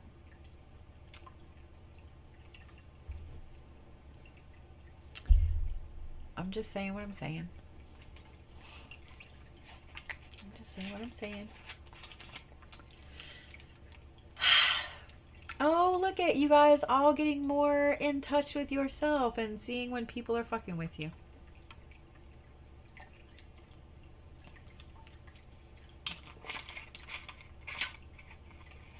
All right, Katie, you ready? Oh, Katie comes out with revenge. Katie comes out with revenge. And then hiding your true self. Notice the black and red. That's interesting. And then perchance to dream. All right. Everybody that's not Katie, I'm going to need you to do this. Everybody that's not Katie, I need you to do that. Katie, guess what?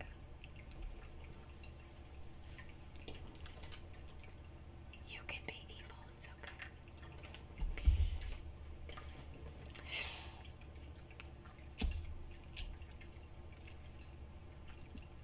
You can only be really, really good for so long before you have to let all of the other stuff out.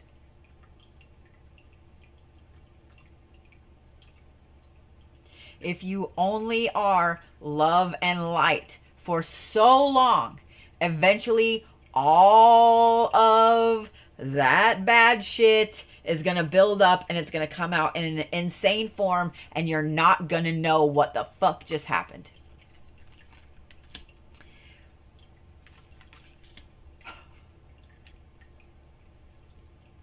The reason I said that is because you have revenge, you have hiding your true self, and you have perchance to dream. So what this tells me is that you've already been looking at ways to do karma workings or revenge or what you can do, you know, giving somebody's phone number out to all the telemarketers or whatever. Y'all, everybody, okay? Everybody, when they're starting on their spiritual journey, they try to be only one way or the other. Usually it's almost all love and light, right? I just want to be good. I just want to do good things. That's all I want to do. It's all I want to do, right? And then you do have people that are like, nah, bitch, if I'm getting into this, I'm going to be the wicked witch. And so they full on into it. You can't be either one. You can't. You can't. Every single culture talks about balance. Every single culture talks about how there has to be light and dark. There has to be.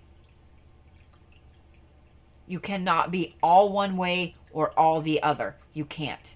It is impossible. And so the longer you try to be only good, only good, only good, the more this bad is going to build up. And then one day it's just going to pop out. And maybe you catch a case. I don't know, but you can't. You can't. And usually as a magical person, someone in the magical personnel world, anybody that's on their spiritual journey, you start to know when this is backing up. Even people that do nothing but bad end up doing something really, really, really good after a while. Because all of that backs up. Am I saying to go out and just fling willy-nilly, let's fling some hexes? No, because that comes with its own set of problems. But can you do a karma jar for a bitch? Absolutely.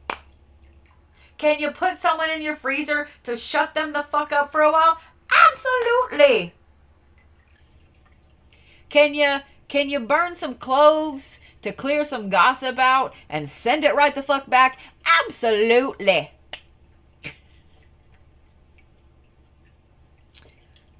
Katie, all of these things that have been building up in your head, all of the things you've been dreaming about, you can't keep hiding it anymore.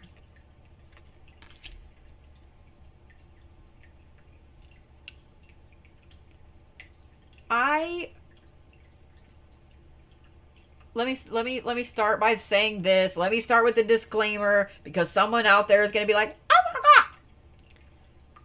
I'm not Asian. I'm not raised in an Asian family. None of that." However, I am a huge fan of Eastern philosophy.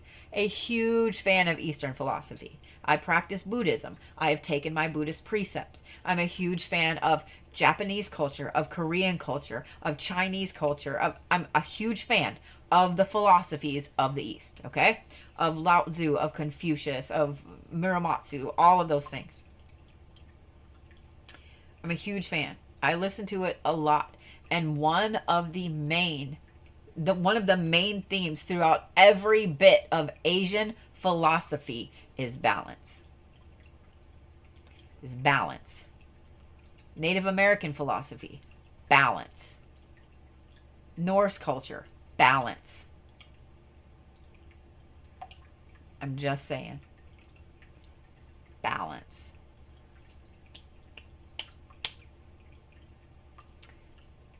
So, Katie, as your spiritual advisor, I am giving you permission and the green light to do the things. And I'm going to say this. You guys, no matter where you are on your journey, whether you are learning this for the first time, or whether you're about to hear what comes out of my face for the first time, or whether you just needed a nice, gorgeous reminder, everything has a good and a bad meaning. Quartz has a beneficial and a baneful meaning. Lavender has a beneficial and a baneful meaning. Every single thing has a beneficial and a baneful meaning. A good and a bad. A light and a dark. A yin and a yang. I'm just saying what I'm saying.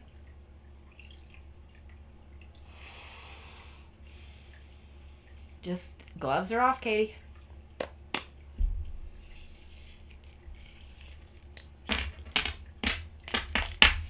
Man, I'm pretty sure that it's in my TikTok shop. I can't remember the name. There's a little red book. It's like the book of curses and maledictions or something like that. I'm pretty sure that I have it in there. I mean, I know it's on Amazon and all that stuff too. But it's a little bitty tiny book. It's only about that. That's a good book. That's a good book. Every one of y'all should have it.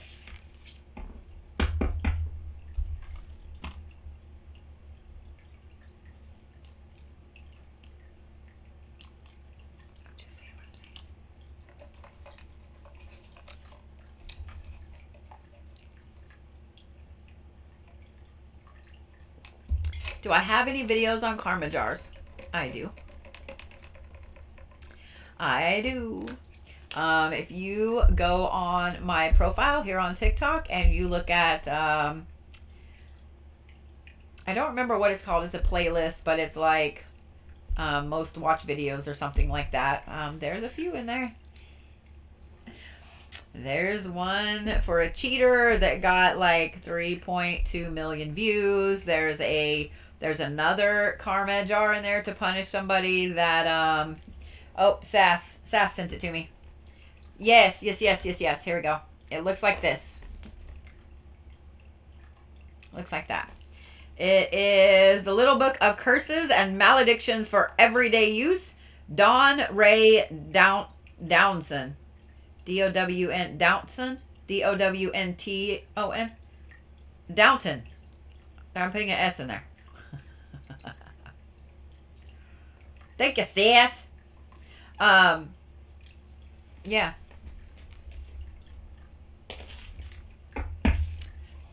Yep. There's another video on there about karma punishing somebody that I think got like 1.2 or 1.3 million views. I'm just saying what I'm saying.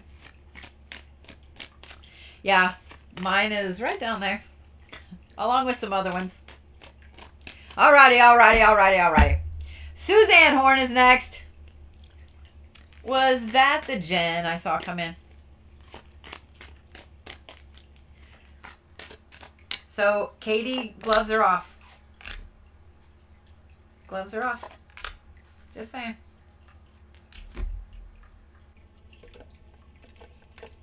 There she is. We still got to reschedule one of your things, girl. I hope everything's going well.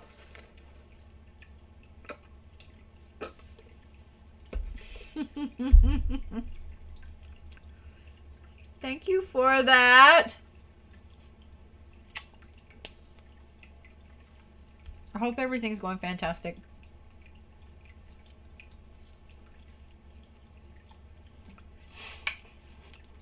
Yeah, I love seeing yours too. Shoot me a message.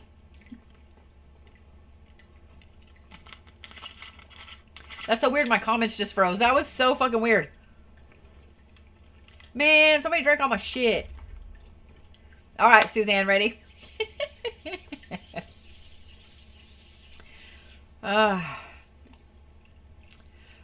You have woke up the last 2 days just on a warpath. I must have been super traveling last night. And I mean super traveling last night because I woke up and the first thing I did was grab my phone and grab the calendar, look at the calendar, because I had no idea what fucking day it was. And I was amazed to know that it was Tuesday. I was amazed to know that it was Tuesday. Tuesday! I was out there. I don't know if one of y'all got way out there. I don't know what happened, but holy fuck, I was out there. I had no idea what day it was. Just saying. All right. Ready, Suzanne? I'm sorry you had severe... You want to... Actually, you want to know why you had anxiety? The 11th Tuesday in a row, but yeah. Here's why y'all's anxiety since, what, Thursday? Here's why everybody's anxiety has been through the roof. Here's why you've been angry. Here's why your gifts have either been completely on or completely off. It's also why you have felt exhausted. The sun... I know it's so weird when I start to say that. I hate that I got a wrinkle in my sweatshirt. Okay. Tell me you have ADHD without telling me you have ADHD. The sun has been in this crazy, it's in a heightened state again. We had a nasty big ass solar flare last week and a geomagnetic storm. And then we had another one this weekend that hit Sunday into Monday. And they always say that we've got they can only guesstimate, 24 to 36 hours or 36 to 48 hours or whatever. But it always hits a little early. But that's why everybody's anxiety has been through the roof. If you have any kind of neurodivergent issue, we'll say issue because that's what it becomes during this. This is why I mentioned the other night on that live that there's a study that the CIA did in the 60s and 70s. It was declassified, and you can find it. It's on solar flares and how it affects people with gifts. I'm just saying. All right, Suzanne. Okay. I haven't turned the cards over, and I'm going to laugh my ass off if you get spicy cards. Envious gluttony. Black flower fragrance. Okay. 3/4 moon, full moon.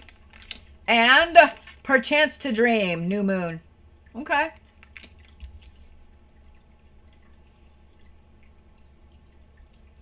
I'm not gonna lie. I fully expected revenge and wrath and all kinds of shit. That's what I expected. So let's talk about this. Envious gluttony. Because I think that all three of these are happening simultaneously, and I think that they're kind of shorting each other out. Okay? Oh, my nose is itching. Someone's talking about me.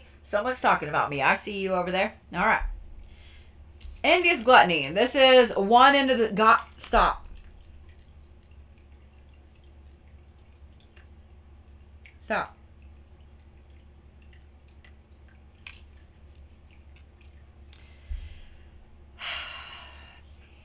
Let me just sit here and itch my nose till you're done. We can all wait.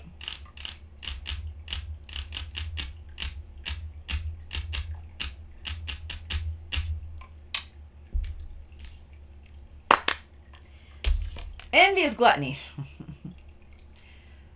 This is one extreme. Okay, so on the angry Suzanne extreme is envious gluttony. So what this is You being really, really angry and really pissed off that either someone has the job you want, or the house you want, or the car you want, or the hair you want, or whatever. And I think some of it's big things, and then it trickles down into these tiny things. Does that make sense? So that is one extreme. That's one side of it. And that's spurring a lot of anger, because what happens is it brings up all of these things where you feel less than, right? Oh, I'm not 120 pounds anymore. I'm 160 or 200, and I hate that person because they're little. You know what I mean? I used to be little, and I can't be little because I'm diabetic now, so fuck you. Like, you get mad. Does that make sense? But on the other side of it, you have this, and this is perchance to dream. And so what happens is, and what I find interesting is that this is also the new moon card, because that's coming up. You get these big, huge dreams and plans and so on, and all of these things you want to do, to the point that you get overwhelmed with them, so nothing can go. You can't do it because it's too much. You want to do all of it right now, all the time. And then it couples with this. So you're going back and forth to, I hate everybody, or I hate this person or that person, or this or that, or I hate this about myself, or whatever, to, oh my God, I have all these great ideas and I want to do all of this. And you see what I mean? They do this. Because in the middle is this, and this is black flower fragrance. And almost every one of us, it doesn't matter if you're a dude, if you're a chick, it doesn't matter if you're a boomer or if you're Gen Alpha. It doesn't matter. It doesn't matter. Because we all get programmed with what we should be instead of to be who we are. Even if you have the most fucking cool ass hippie parents that are like, nah, dude, do what you want to do, you know. It doesn't matter, because society is going to tell you, oh, you should look like that Barbie. Oh, you should look like Kim Kardashian. Oh, I know that skinny was in last year, but now the BBL is in. I know that dark hair was in last year, but now it's bleach blonde. No matter what it is, you're going to be told you don't look good. Oh, I know that last year was the bro movement and the big muscles and stuff, but this year it's all natural. This year, do you see what I mean? It doesn't matter. It doesn't matter who you are. Society is going to tell you that this is what you need to be instead of this. And so that's where this comes in. So the vast majority, Suzanne, of what's going on right now is this black flower fragrance aspect for you. You end up questioning yourself so much over every little thing, because you just don't feel good enough. You just don't feel good enough. So every time you start to make plans, every time you start to have a dream come to fruition, this pops up. And you start thinking, oh, well, I can't do that because, you know, I'm too old, I'm too young, I'm too smart, I'm not smart enough. Like, you start, you know what I mean? You start talking yourself out of these things. And then this becomes this, because then you look at somebody else, oh, well, they're 30 and I wish that they knew what I knew, and oh my God, they're 80 and blah, blah, blah. Or look at, do you see what I mean? It's this right here. This is the tipping point. This is the tipping point.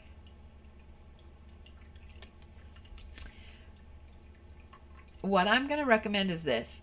And this is a good week and weekend for it, because of the new moon and because of it allowing you to start something new. Tomorrow. Start tomorrow. Don't stress about it tonight. Start tomorrow, okay? Just get a notebook. I don't care if it's one you already have, or if you're like me and you're like, oh no, I shall go buy a new notebook. And pens. Because it's not like I don't have 900 fucking pens. Buy yourself a new notebook. And the very first thing I want you to do, I want you to start on page 1, and I want you to write down in the moment. If I say, where do you not feel like you're enough? What is the first thing, the first thing that comes to mind? Write it down and then start dissecting that. Okay? Start dissecting that.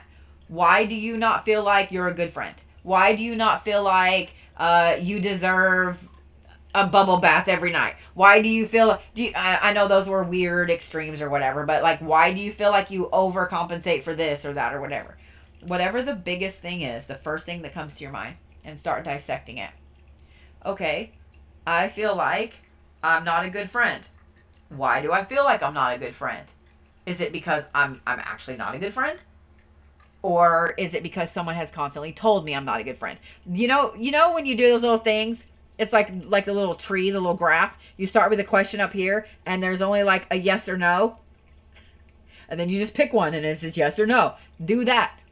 Make yourself a grid, basically, until you get to the bottom.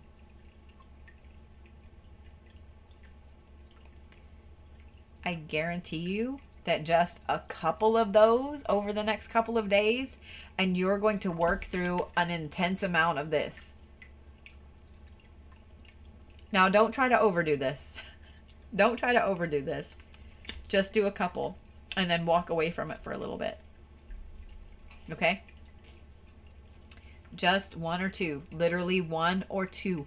Walk away from it. If you want to write on the other pages the other things that come to your mind about why you don't feel good enough, that's cool. But save them for some other time, right? Because this is going to overwhelm you. Just one or two. It's going to hurt your feels. And it's going to make you mad because you're going to realize that somebody has programmed you with it. Somebody has told you. Something's going to happen like that. Okay? So just do one or two. Don't do more than that. That's going to help you understand why this envious gluttony is stopping you from doing stuff. And it's going to help you understand why you can't start something new. Does that make sense, Suzanne?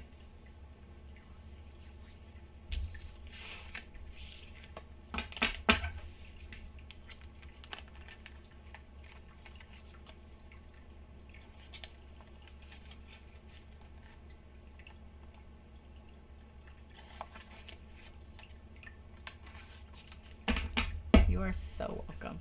You are so welcome. All right. Lauren. Lauren is next. Let me refresh this because it got... I like Wix. Not really. I like Wix. Not really. All right. We got Suzanne. We have Lauren next. Thank you. Thank you. All right, Lauren. That hit on everything you've been feeling for the last week. Well, I'm sorry you've been feeling all of those things. That's a lot. That's an intense amount of things. All right, we ready?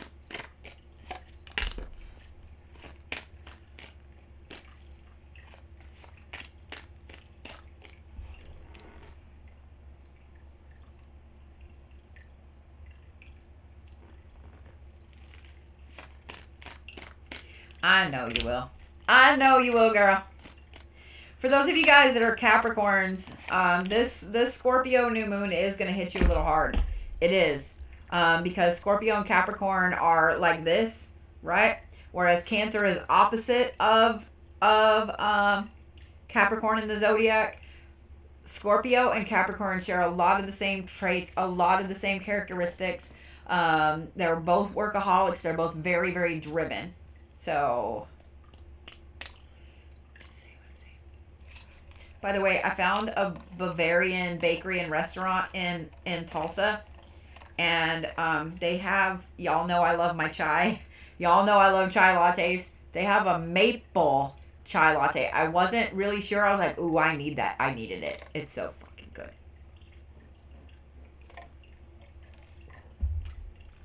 It's just enough maple. Does that make sense? Just enough maple. They also have like cupcakes of the month. And for November, I did order one. I think I've eaten about half of it. Yeah, right out of half of it. Y'all, it's blackberry cobbler.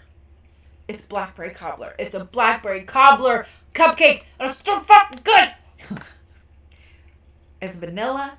It has blackberry, what is it, ganache? I don't know how you say it, in the middle. It has fresh blackberry puree, and then it has like icing, and then it has a cute little like pie crust maple leaf. Stop it. And just so you guys know, because you're like, aren't you diabetic, bitch? Yes. Yes, I am. That is as sugar-free as it can get. That is obviously not, but I got a huge ass chef salad that was so good. It was so good. I'm hungry. Okay. All right, Lauren, are you ready?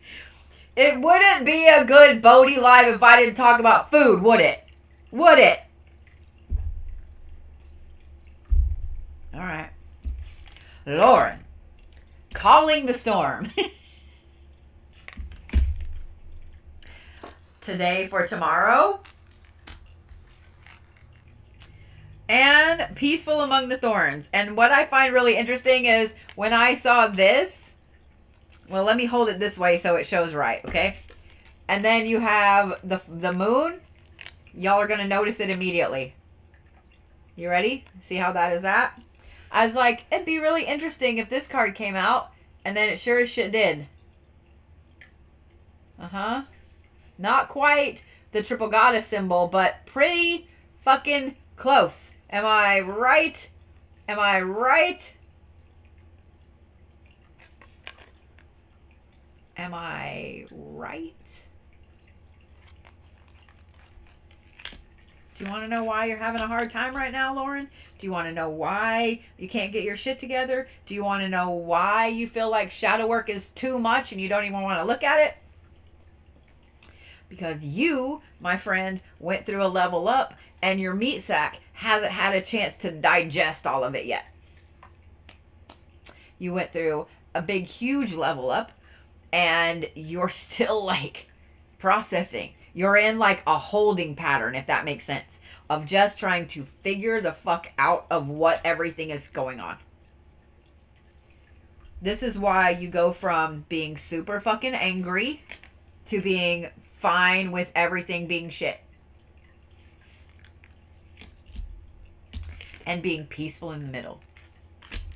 So on one end, you go from calling the storm, being super angry, super baneful, being, you know what? I'm going to put you in a jar, put you in a jar. I'm going to shit in your jar. I'm going to, like, you going through all of these, like, I hope your butthole grows together. I hope that your breath always smells like shit. I hope that you never sleep good for the rest of your life. Like, I hope you shit yourself in public. Like, you're going through all of these things, like, constantly. And it's just a mood.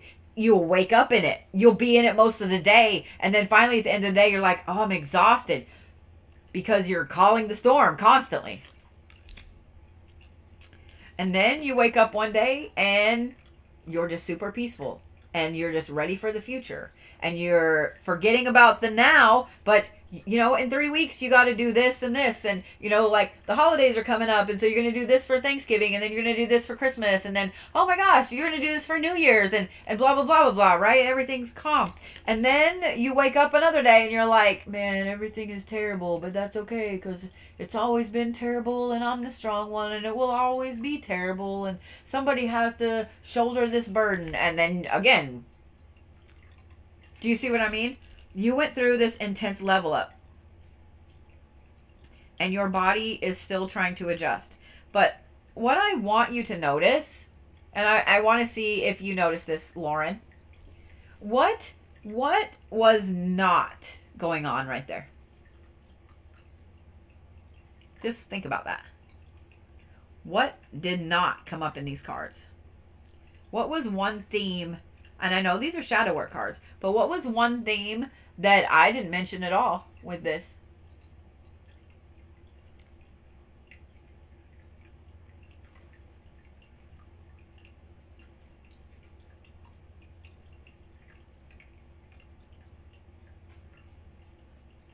I'm just watching the comments from it. See if anybody catches it.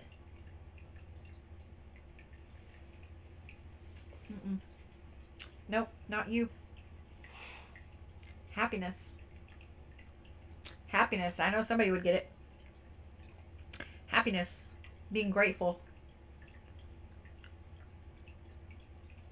My advice is going to be this. For the next 3 days, I would make an active decision before you get out of bed, before you throw the blankets off. I'm going to do something of being thankful today.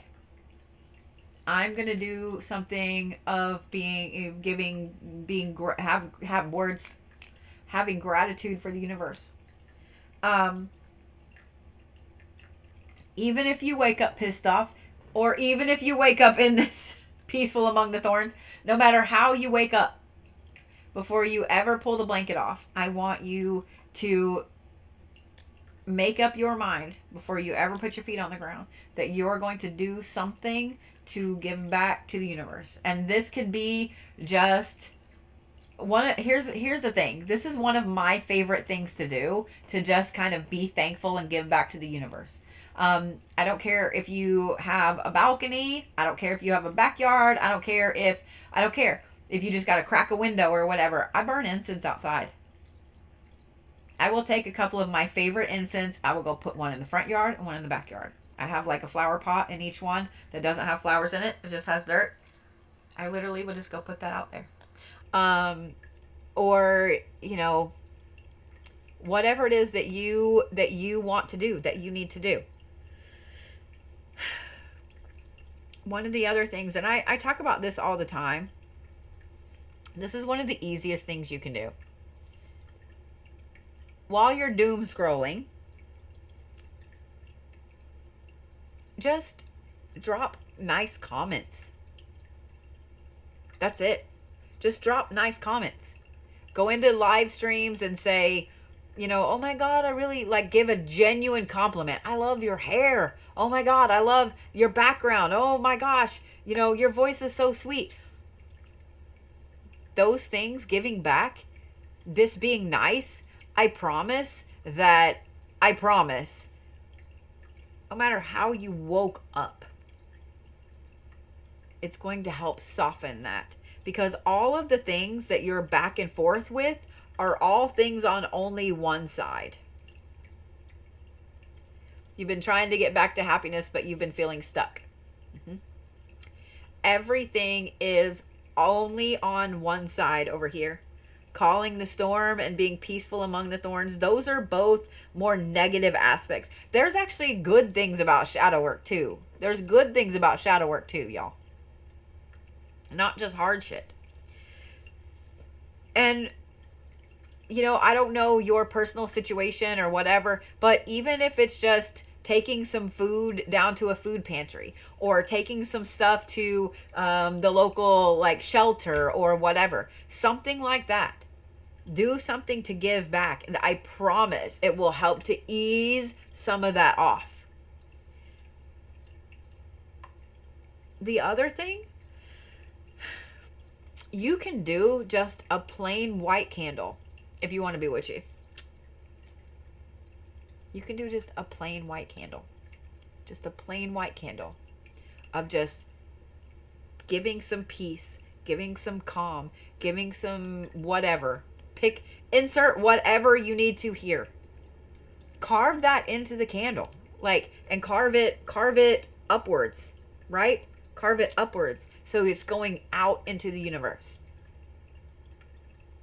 I guarantee you that a couple of days doing this over this new moon, I guarantee you that this weekend you'll wake up feeling completely different. Completely different. So many people went through an intense level up. My nose is itching again. An intense level up between the spring and the summer, like the spring equinox and the summer solstice. Oh, it was so much. It was so intense. And in the moment, you were happy. In the moment, you were excited. In the moment, you know what I mean? In the moment, you don't think about it. But then after the high of that moment started to wear off, you've gotten into this rut down here. How many of you guys are like, oh my God? So between I'm going to say really, yeah, April and June, there was a high, right? You hit a high. Everything was great. Everything was awesome. You couldn't wait. You just couldn't wait for tomorrow. You couldn't wait for this. You couldn't wait for that. And then it's just been doing this. And now you're here. And you can't get back up the side of the bowl. It's just right there. Right? Right? Like sifting water. Yep. Yep. Yep. If you just identified with what I said, then you went through a level up. You went through this fun fucking level up that so many of us did. And that's why you're in this fucking rut. So however you've been feeling, remember how I said that everything has an opposite, a good and a bad meaning? So all of the bad you've been feeling, what's the opposite of it? You know, sad, happy. Do you see what I mean? You have to force yourself to do it, but force yourself to give back. If you only have a birthday candle in there and you just want to light a birthday candle, light a birthday candle. Just a white candle. But if you have the monies and you can go get a candle, if you can get a plain white glass candle, you can get that at Dollar Tree. Take a Sharpie and write upwards like this, right? So here we go. Here's the top of the candle, bottom of the candle, right? So start here and write happiness to where the H is here and the last S is here. P-E-A-C-E. C-A-L-M. Because you're wanting it to go out into the universe. If you need that, then you P-E-A-C-E, right? Down brings it to you, up brings it out. You can write it on the outside of the glass. You can, all of that. It's like one of the easiest things you can do. You don't have to have oils. You don't have to have herbs. You don't have to have any of that shit. Unless you want. Unless you want. Does that make sense, Lauren? That makes sense? I would really recommend that tomorrow, I don't know if you are a night shower person or a morning shower person, but you need to start your day with a ritual cleanse tomorrow. For all of you witchy peoples,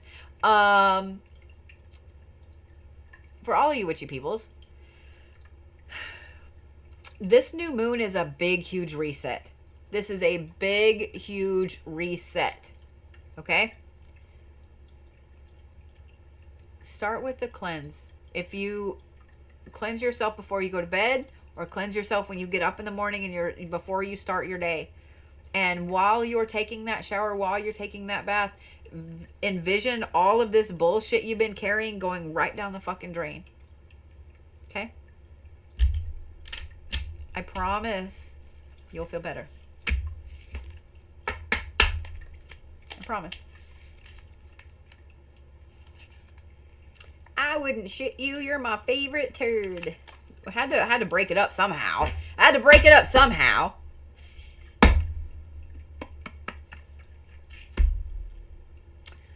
love you right back. I'm going to take a really quick potty break. I like how many of y'all are giggling. I'm glad you're giggling at that. I'm going to take a really quick potty break because I've been drinking tea all day and I can't stand myself. So, all right. I will be right back. And we have Kathryn B is next. I have Kathryn, Kimberly, Diana, and Karen. There's still, I don't know if my tickets are off. They might be off. Yeah, potty break. I'll be right back. Hi, Beers. Hi, Beers. You're okay. You didn't have to get out of your spot. I couldn't step over you.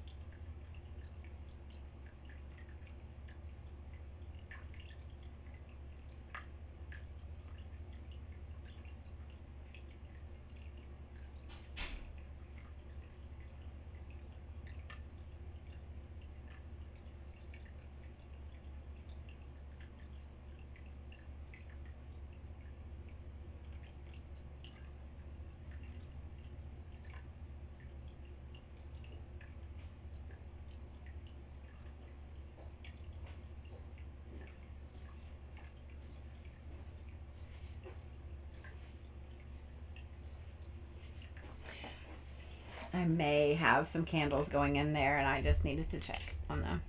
I just needed to do a quick peek on them. Just saying. All right, all right, all right. Kathryn is next.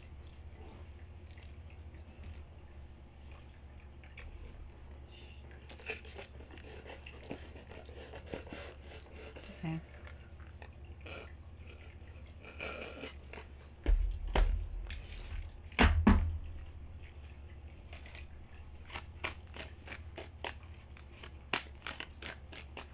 Make sure I'm picking it up the right way. No, that's too many at once.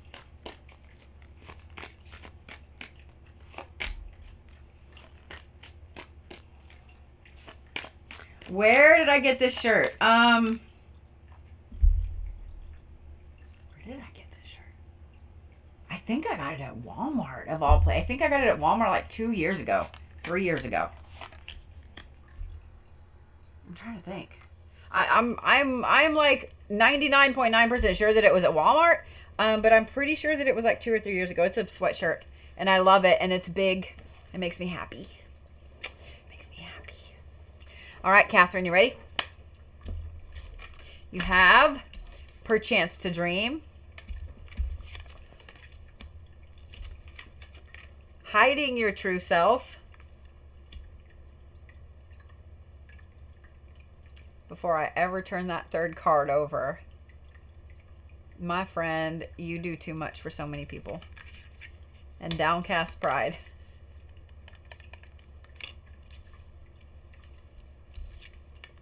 New moon, quarter moon, new moon.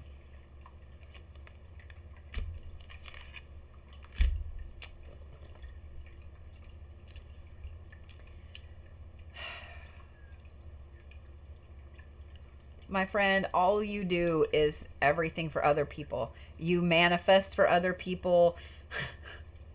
You put other people above yourself. You are one of those people that if you had $10, you would give $9.99 away. And you would feel bad about keeping that penny.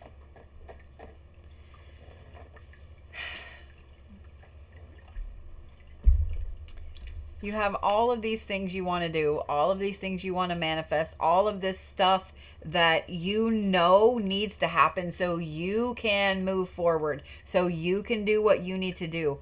But you get stressed out about manifesting for yourself because you go, well, I know that I need to pay my bills and I'm short this month because I gave somebody money to help pay their bills. And now I'm worried about it, so I need to manifest this extra money.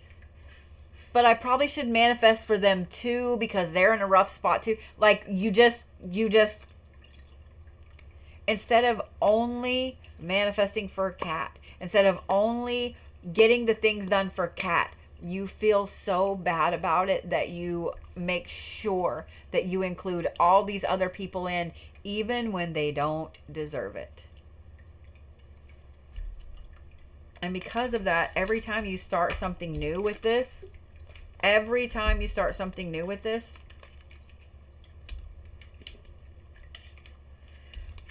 you end up hiding who you are.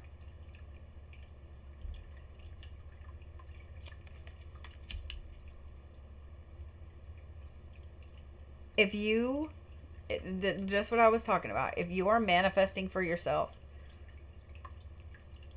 let me put it like this. You are going to you're going to a dance and you need to go grab a new dress. But your friend, not your best friend, just really an acquaintance, is going to the dance as well. And you know that friend really wants this dress that you're going to buy. Are you going to buy the dress? Or are you going to let that person buy the dress and you buy a different dress that doesn't look as good on you because that person wants that dress.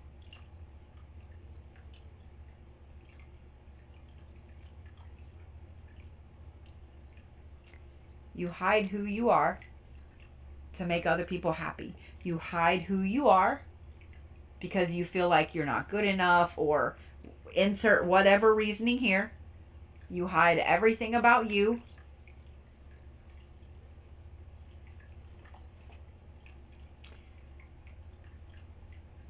And that spills over into all of these hopes and dreams and manifestations that you want. And I said want because you feel so guilty about putting them out there.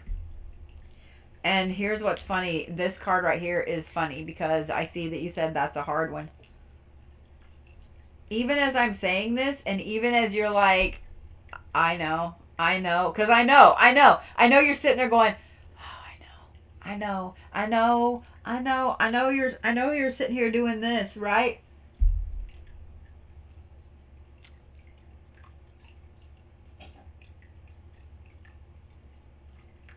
You're still going to do it.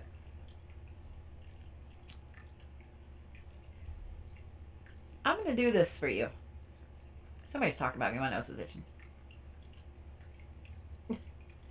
I knew I would be called on my BS with this read. Here's what I'm going to do for you. You ready? You ready?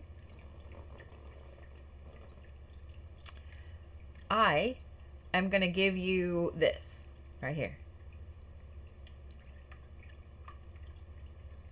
This is permission for you to be selfish one time tomorrow. It is permission for you to be selfish one time. One time tomorrow. And I'm going to give you this. On Thursday, I'm giving you permission to be selfish twice.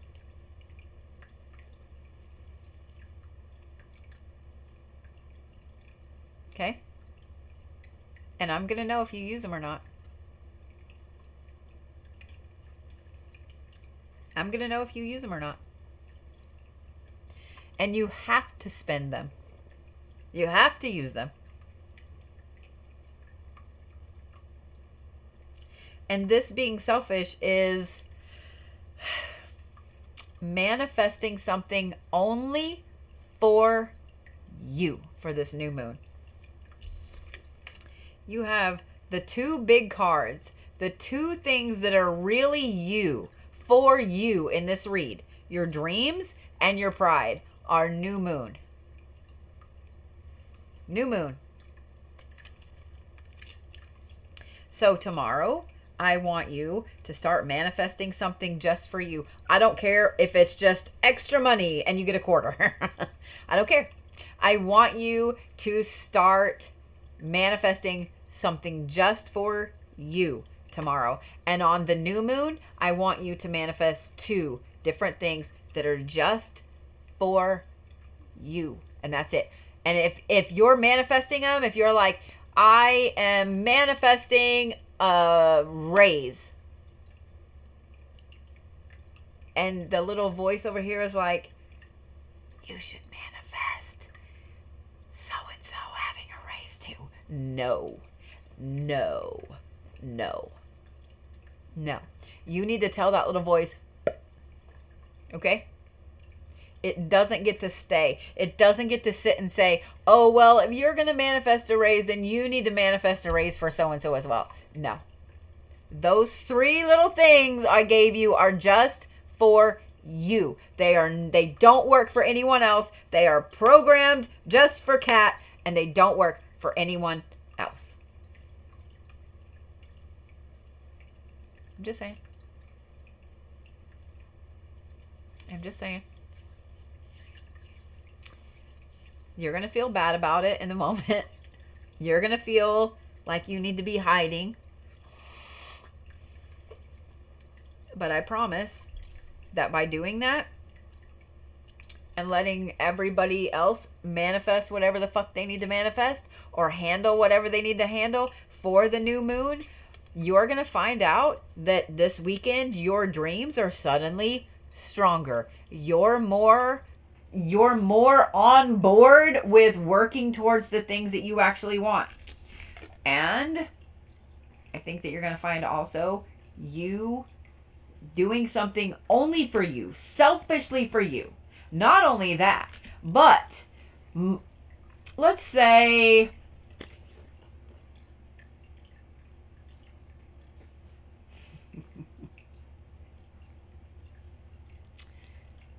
three things, and I want one of them to be big. I want one of them to be a big, big thing just for you. Okay? A big thing. That is going to help you pull yourself out from under this.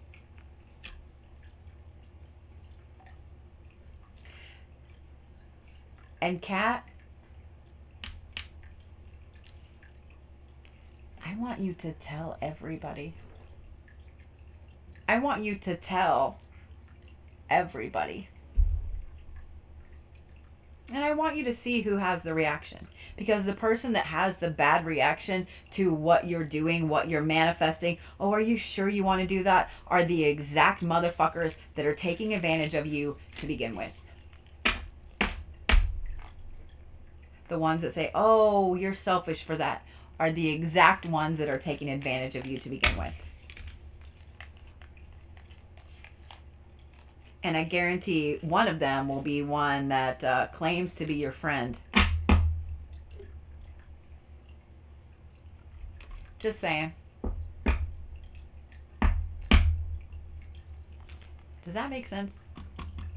Thank you, Reagan. Thank you. That's very sweet. I appreciate that. You should. Let me just say this. There are going to be people on your journey that they're not supposed to go with you. They're not supposed to go with you. You may feel like that's your best friend. They're going to be there forever, ride or die, thick or thin. And there's going to come a time, I'm not always, okay, but there's going to come a time when you realize that their path goes this way and your path goes this way. If somebody says those magic words of fuck you to you, guess what? Fuck you too. And let them go on their own way. Block is the best thing that you could ever do. Block is the best thing you could ever do.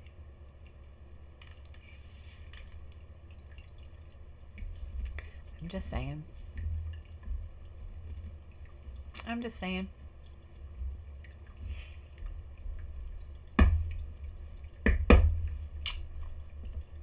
I don't know who else needed to hear that, but I'm sure that Kat was not the only one that needed to hear that.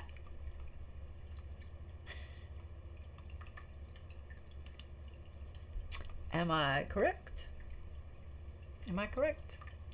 I'm just saying. Kimberly C is next. Did that make sense, Kat?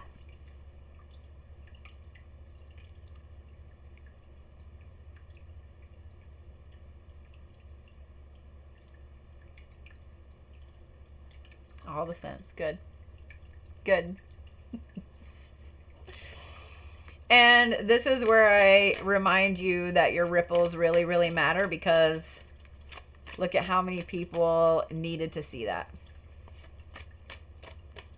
Just saying.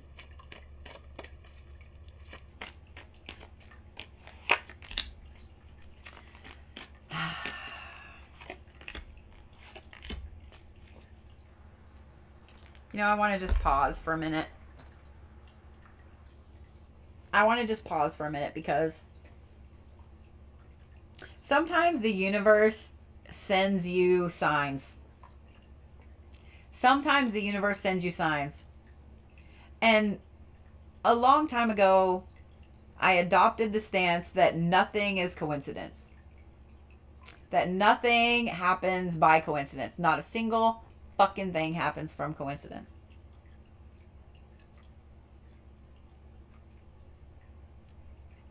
Let that sink in a minute. Let that sink in a minute.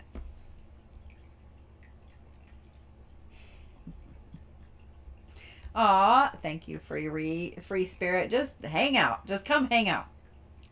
The universe will always let you know who is actually on your side and who is actively working against you. And people don't have to actively be doing a candle or a jar or a hex or a curse or whatever. They can literally be praying for your soul.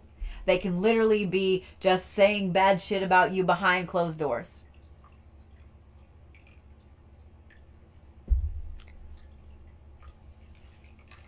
Kimberly, gilded regret.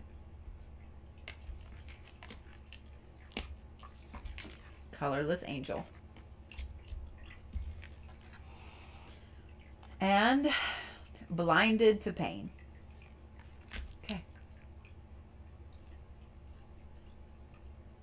Crescent, half crescent.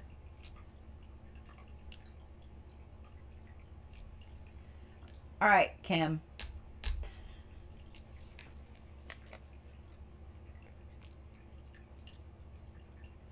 The only thing that regret does is hold you down. You know those movies or cartoons or TV shows or whatever where somebody has a rock that's like chained around their leg and they're thrown overboard, right? And they're sinking? That's regret. That is regret right there. That's regret. That's regret. So what's funny about it is, instead of it being tangled around your leg, tied around your leg, you're holding on to it. And all you have to do is go like this. All you have to do is go like this. That's it. But instead, we hold on to these regrets because we think that it'll make our path clearer, or our mission stronger, or our manifestations better, or a lesson we learned, or whatever. You can learn the lesson without holding on to the regret.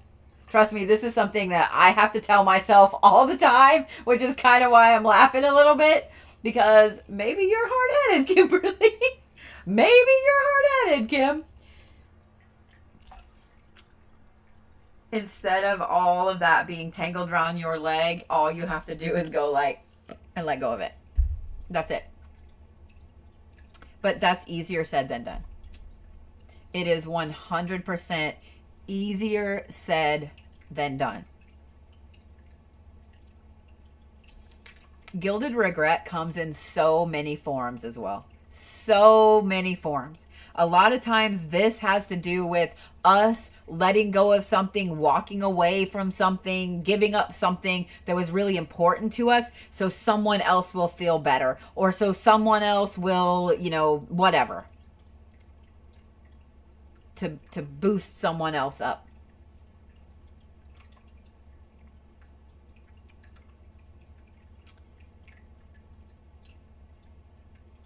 You can be upset that you allowed yourself to feel like putting someone else above you was the right thing to do. You can be upset that you gave up that thing, but don't regret that. And I'm going to tell you why. There's a lot of times with all of us, every single one of us, every single person that ever will hear this, whether it's on TikTok right now or YouTube years from now, you can sit and you can go, oh my God, I can't believe I did this. I regret it. Or you can realize that the thing you let go of was for more reasons than you can understand. Let that sink in a minute. The thing that you let go of was for more reasons than you can ever understand.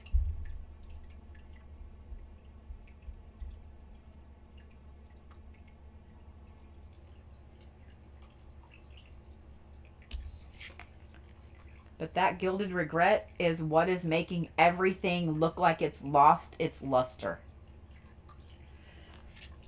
when we go through these phases of having a really intense shadow work aspect of regret, first you're going to have to really look at what it is that, what regret has really been popping up for you lately, like over and over and over. What regret has been just in your face? You know, what is the thing that's been over and over? I'm just going to repeat myself apparently. Why do you regret it? Play the 5-year-old game. Why? Okay, why? Okay, why? Okay, why? Play the 5-year-old game. And let it just start, okay, why? Okay, why? Okay, why? Okay, why? Until you get to the bottom to where there is no more why. Because that is what's draining all the color out of your manifestations, out of your want to, out of your drive, out of all that stuff.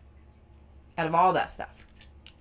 And every time color is drained out of it, you try to push forward even more, but there's no fuel. There's no energy. There's no nothing left to allow you to just continue pushing. So you feel like, you know, you hear, you know, running against the wind or whatever. You feel like you're pushing so hard and all this resistance is pushing you back.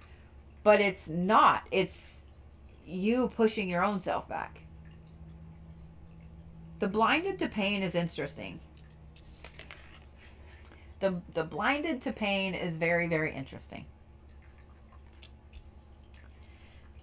Because this has nothing to do with those, but it does. Does that make sense?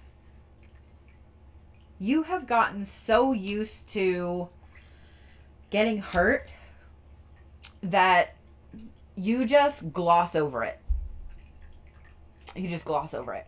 You've gotten so used to getting hurt and so used to people hurting you. It's not that you invite it. It's not that you expect it. It's that you just don't even pay attention. You don't pay attention until you're on the floor. That is a whole area of shadow work that you need to delve down. A whole area that you need to delve down.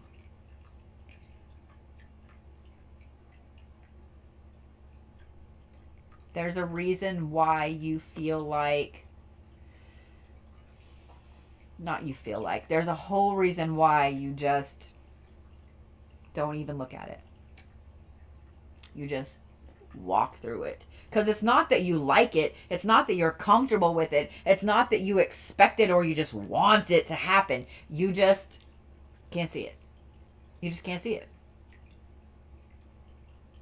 That's a whole shadow work topic on its own right there, my friend. And I have a feeling that this one is going to take you a long time to sort through. So starting this weekend would be a good thing, but don't expect to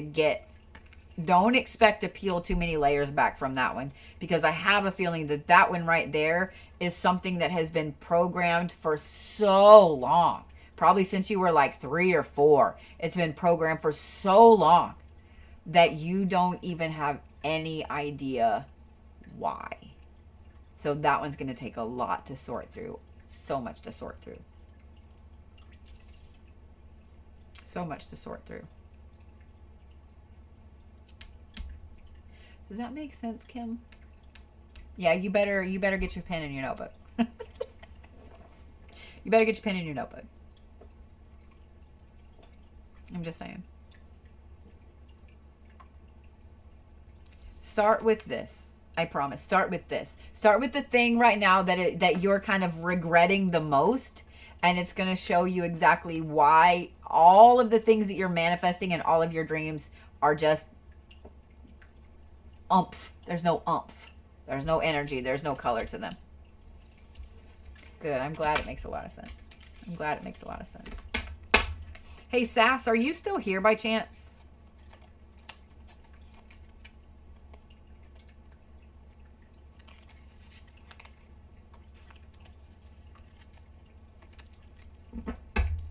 When I get done with this live, I need to call you about something really, really funny. So please don't let me forget.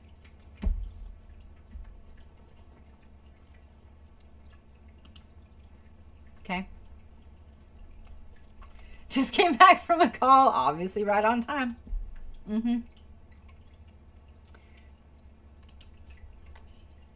All right, Diana. Oh, thank you, Lesa. Lesa over on YouTube said, I want to say I appreciate the Reiki session replays being posted. They really help me, but I'm usually moderating when they're live. And that's why I like making sure that they're over there.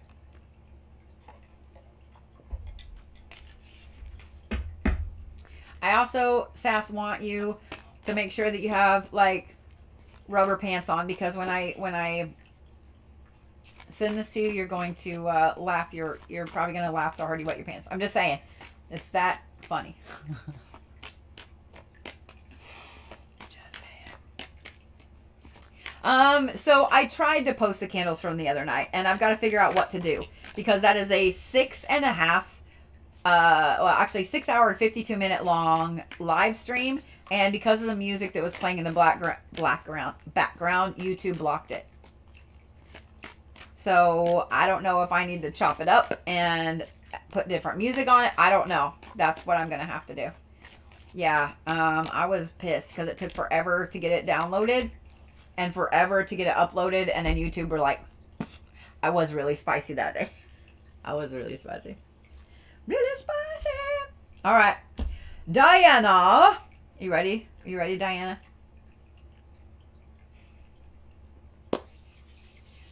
Yeah, that's it. I started working on that on Spotify for you guys. I did. I really did. I need to figure out on Pandora how to make those playlists public. For those of you guys that are old like me, and you want to use Pandora. All right, Diana. I find it funny that I started drawing your cards, and guess what happened? Anger and chains. Anger and chains.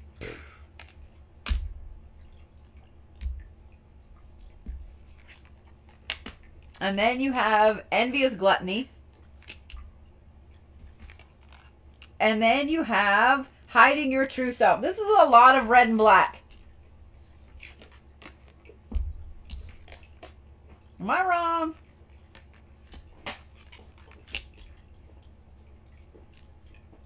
I'm going to have to bring a blanket in here and get my sweatshirt back before it's torn up. So, Diana, this is your friendly reminder, and this is for anyone else that needs to hear it. This is your friendly reminder that if you have not done a return to sender lately, this is a great time. One of my favorite times to do baneful workings is during the new moon. One of my favorite times. I'm just saying. One of my favorite fucking times. Anger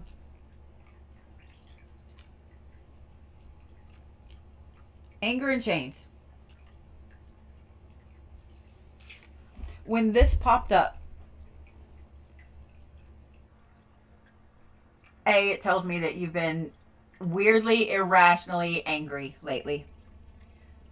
And I would be willing to bet my booty, my left booty cheek, that you've been trying to figure out why you're angry. You've been trying to figure out why you're angry. You've been going back through it like, okay, well, they did mess up my order at lunch, but they just didn't put pickles on my burger. So it's not really anything to be super angry about. And you can't. And I'm going to tell you why.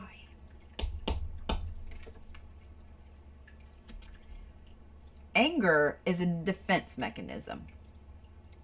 Now, could this be that there's something in your life that's out of balance, that's disproportionate, that, something is going on or whatever? Yes. Or could it be that somebody is actively trying to do something, actively talking bad about you, actively trying to throw you under the bus, and you're feeling that energy? I'm just saying.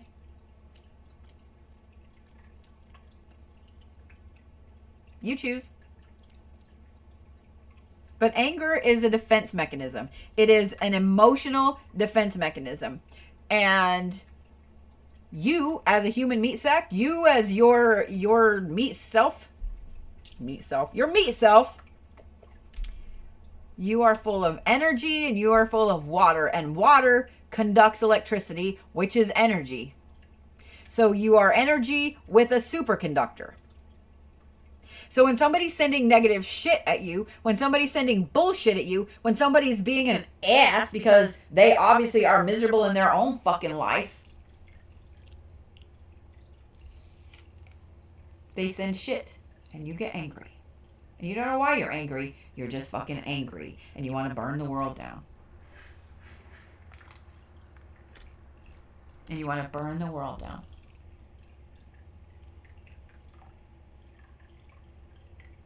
I'm just going to leave that right there. The envious gluttony. This is part of that anger. But I think that it's a different part of this anger for you. I kind of feel like you're in a spot where you've had to give up some stuff here lately. Whether it's the daily Starbucks or whether it's your car. You know what I mean? Like you've had to give up something monetarily lately.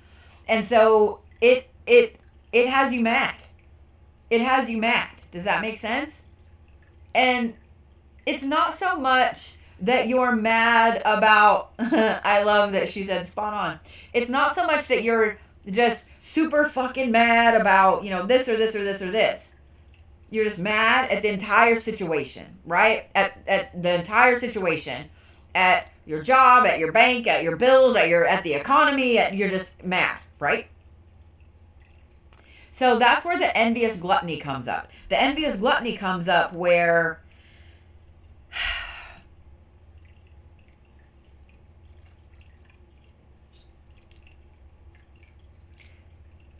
you see somebody that has the same things that you did have, or a lot more than you have or did have.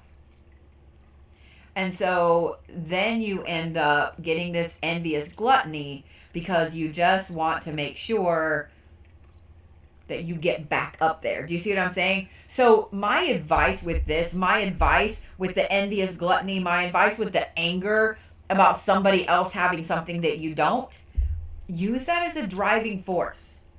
Understand the anger, feel the anger, like work through the anger and why you feel that way.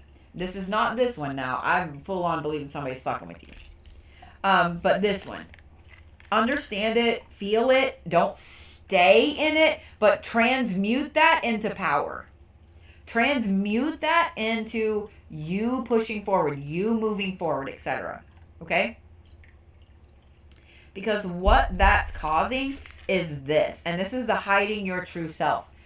You've been oddly angry lately, and that's out of character for you. You've been oddly standoffish, mean, isolationist, etc. You've just been oddly not yourself, right? And not just because something bad happened, and then you were just pissy the rest of the day. This is just, you are just so mad and upset and angry and just want to Superman punch the world. And it's hiding who you really are inside.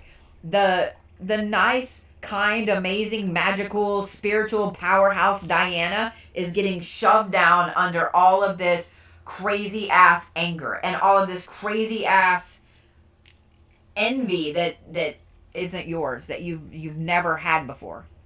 My advice is going to be, 1, big ass return to sender. Big ass, huge return to sender. And it doesn't matter if you know who it is or not. In fact, I would just do a blanket return to sender. Fuck off, take all your shit back. I would just do a blanket return to sender. Okay? And then my other advice is this. Look at what is causing you to have that kind of envious gluttony right now, right? And write it down. Write it down. The new moon's energy starts tomorrow, so that's 3 full days of new moon energy. 3 full days of it. You can write it down. Y'all realize that you don't have to always burn something. I mean, you can. I'm a fan of burning shit. You can. You don't have to always burn something. You can dissolve it in water. You can flush it down the toilet. Write it on some toilet paper and flush it down the fucking toilet. Like, do you see what I'm saying? Mad at everyone and everything except your dogs. Yep. You need a symbolic act of getting rid of that thing. I'm just saying.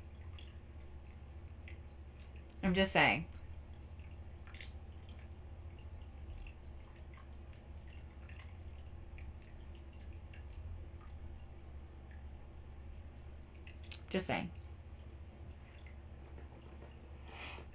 Does that make sense?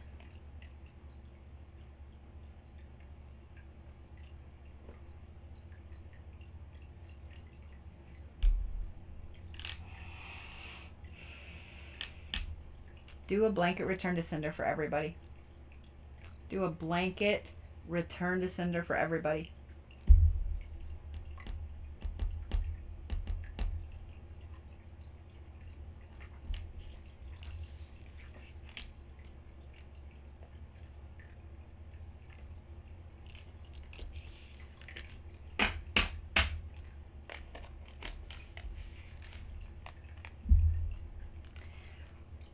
Diana, I think also with the envious gluttony, writing those things down, mourning the things that you had to give up. A lot of times we're just told that we have to give something up where we know, okay, well, I lost my job, or, they cut my hours back, or whatever it is. And so you have to give up some of your luxuries and things like that. You still have to mourn that. You still have to mourn that. You still have to recognize that that was a part of you. It's something that you like to do, or you had to, or what, whatever. You still have to mourn that. You still have to grieve letting that go. Even if it's literally your daily Pepsi from the store. Do you see what I'm saying? Because that was a ritual. That was a part of something that you did on a daily basis. And giving up a daily ritual or a weekly ritual or whatever, that hurts. You know what I mean? When it's a habit, when it's something you do all the time. So by doing that, and by grieving the loss of that, it's going to help you move forward tremendously. It's going to help you move forward tremendously.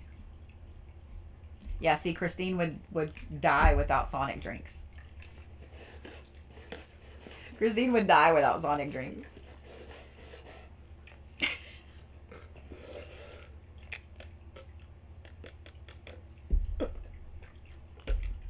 And me and my boba.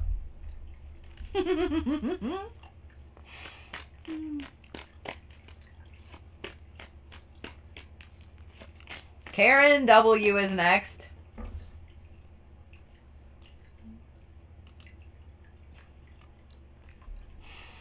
Oh, the 113 is popping up. The 113 is popping up. I'm just saying.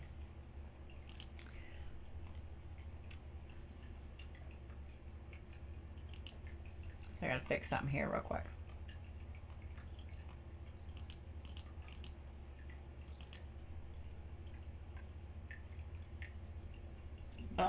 There we go. Why did you not do that? Because you're being a butt. Okay. All right, Karen. Ready? I have Karen, and then I have Summer W. And that is my list for this evening. And Diana, let me say this. I'm so sorry that you're dealing with that. I'm so sorry that the anger has been overwhelming, because being angry is not a fun place to be. It's not. It's not. It's not a fun place to be. And I'm sorry. I know people that... I have known people. Let me say that. I don't... At this point in my life... Just story time for a minute. Karen, I've got your cards drawn, but just story time for a minute. At this point in my life, I've learned... I don't have to keep people in my life that are angry. Ooh, why is it that when I'm mad like this, I mess up electrical stuff worse than normal? That tells me that you are somebody you are a superconductor of energy. If your body is putting out that anger at a frequency that it's fucking up shit around you, you've got to calm down and center, or you're going to end up messing up something like your computer, your phone, your car, to a point that you have to replace it. So you've got to find something to center yourself with. I would recommend, because I have a problem with technology. I understand you on a deep level over there, Diana. Carry something wood with you, like actual wood, not petrified wood. It can be a stick. It can be a little figurine. I have a figurine of an owl and a figurine of a hawk that I just got on my travels. But find something that is actually wood. There are all kinds of gorgeous, like, wood bead bracelets, or malas, or necklaces with a piece of wood. Find you something wood, because that, if you just kind of hold it, it will help you kind of diffuse all of that out. It's, I promise it will help. I promise it will help tremendously. Okay? It will. All right. Ready, Karen? Oh, wait. Story time. I have learned, and it took 2 people in a row, just boom, boom. 2 different people that I was close to, because I felt like I needed to be close to them, because the feeling wasn't reciprocated. Okay? 2 people that were angry all the time. 2. Angry all the time. That you feel like you've got to walk on eggshells with. That you feel like you have to be smaller. You have to be quieter. You can't do what it is that you want to do in life, because they're going to get angry. After 2 people just actively did everything they could to cause problems, I learned I don't want to be around people like that. Not only do I not want to be around people like that, but I have a block button. I have a mute button. I don't have to be around people like that. And y'all don't either. If there is someone in your life that's making you feel like you got to walk on eggshells all the time because they're so angry, and you have tried to talk to them, you've tried to help, you've tried to whatever it is to help that situation, all you're doing is taking on that anger, and it's just going to cause a crazy amount of physical health problems, heart problems, stress, sleep issues, eating issues. It's going to cause all of that. You can't make someone be happy. You can't, even if you could give that person every single thing they wanted, you could just hand it to them on the most gorgeous silver platter that ever existed, they still won't be happy. Because if they're not happy in here, if they can't be happy in the moment, if they can't be happy with what they have, with who they are in the moment, then it doesn't matter. It doesn't matter.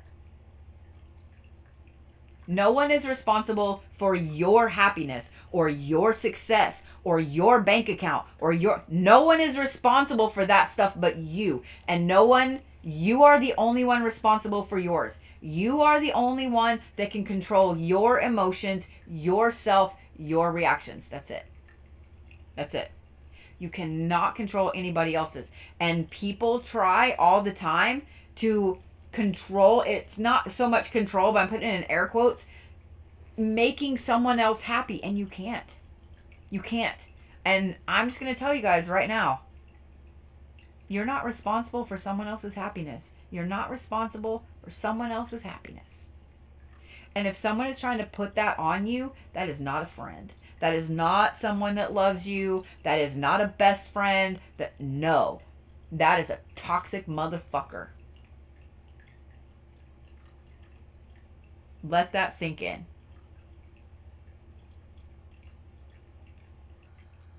That's a toxic motherfucker.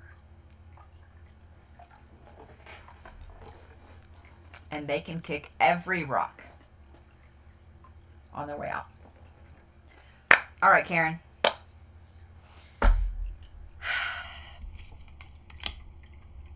You also have gilded regret. And you guys saw me shuffle. I mean, I know on TikTok you saw me shuffle. Maybe you didn't over there on YouTube. But you also have gilded regret. And then you have obsession. And I find it interesting that these are like this. That the crescents are doing that. And then you have fated to suffer. I love you right back. And what I find really interesting is like this is the 3/4 moon and then you have 2 crescents. And either one of those makes a whole. Karen, you are so hard on yourself. You are so hard on yourself. It's not even funny. You have somehow gotten it programmed in you that you are not complete unless you have some big issue that you're struggling to overcome or something you're obsessed about. Or someone. And this is popping up really hardcore right now because you are trying to actively go through a rebirth. You're trying to reinvent yourself to be more, to change. You're actively trying to be a better person. So all of this is coming up right now in a really intense, hardcore way. In a really intense, hardcore way. You feel like you've always got to either be hardcore fighting. Why am I just saying hardcore all the time? Hardcore, hardcore. Get that parkour, get that parkour. If you instantly thought of Rick and Morty when I said that, then we are friends. Okay. Karen, you always feel like you have to have something you're fighting against, right? You're fighting against, or something you need an obsession. Right? So it wouldn't surprise me to know that you're like me and you're like, oh, this is my new obsession. I'm going to collect all of this now. Oh, this is my new obsession. I'm doing this now. I mean, some of it's ADHD, but something in you, and this is the root of all of this, okay? This is the root of you swinging back and forth from either super angry and driven and trying to make sure that all of this is pushing you forward because fuck this person or whatever, or an obsession. An obsession can be work. It can be a workaholic mode. It can be something like that. But this is the root of that. And it's the fated to suffer. Fated to suffer. This is a programming from probably when you were a kid, 5, 6, 7 years old, of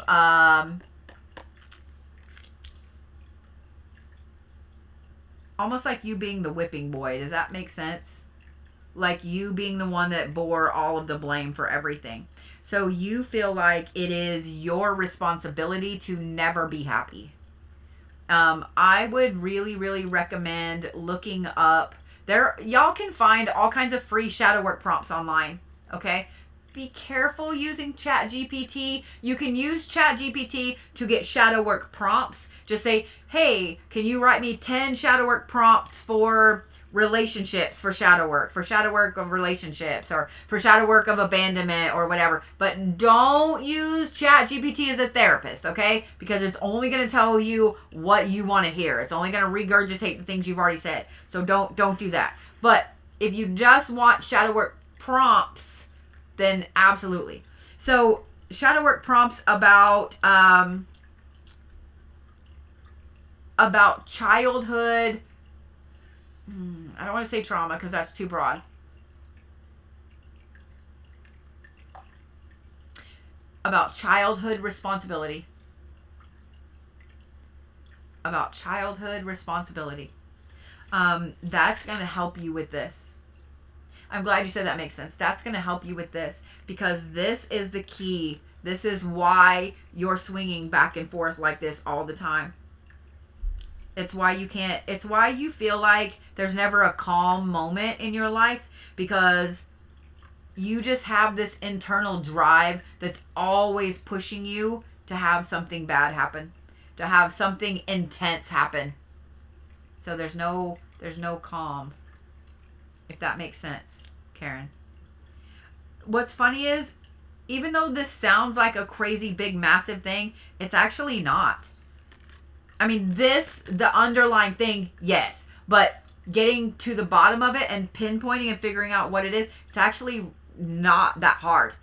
By just pinpointing, and you've always had that issue, by doing some shadow work prompts that help you kind of peel back the layers to get to the bottom, to get to the underlying of why, like who, what, when, where, why made you feel like you always have to be the scapegoat, the whipping boy, then that's going to help you understand why you get obsessed with something, or why you feel that you need to be angry and regret something all the time. This is going to sound funny when I say this, but yours was actually the easiest to pinpoint this evening. Yours was the easiest to pinpoint this evening. So what that tells me is you've also really hardcore been working on yourself to push forward and to try to be more. So you've been asking the universe or your deities or whoever for a sign of where you should go next. Am I right? A sign of what needs to change or what needs to be fixed or whatever. Am I right? Just saying.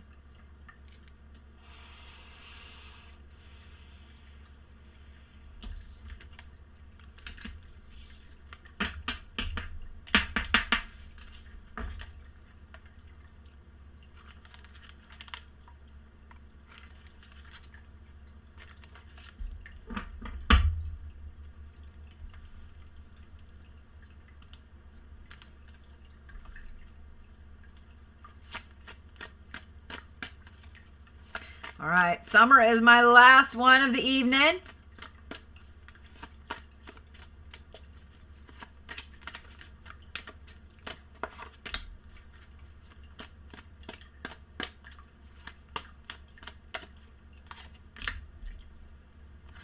Okay, then. All right.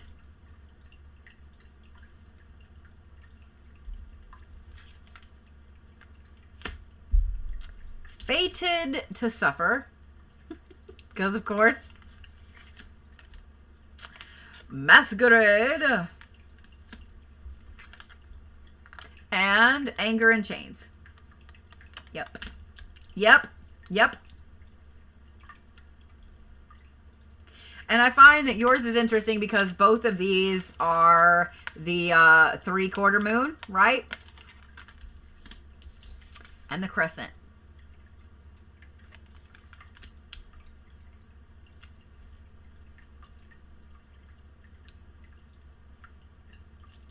Well, yours is kind of similar to Karen's.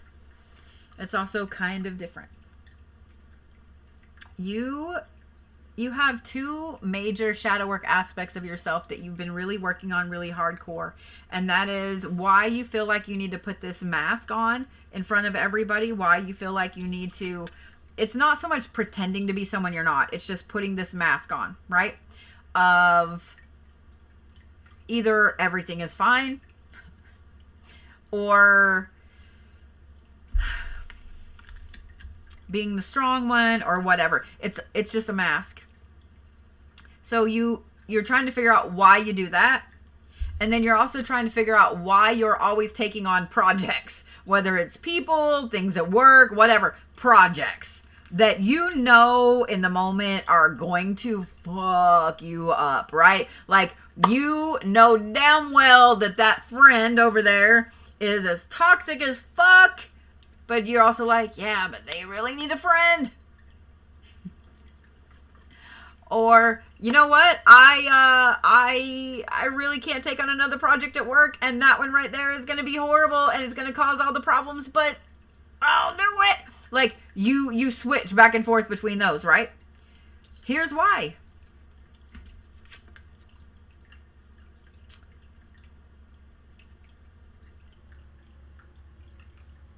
Now, don't hate the messenger. Don't shoot the messenger, because I do the same thing.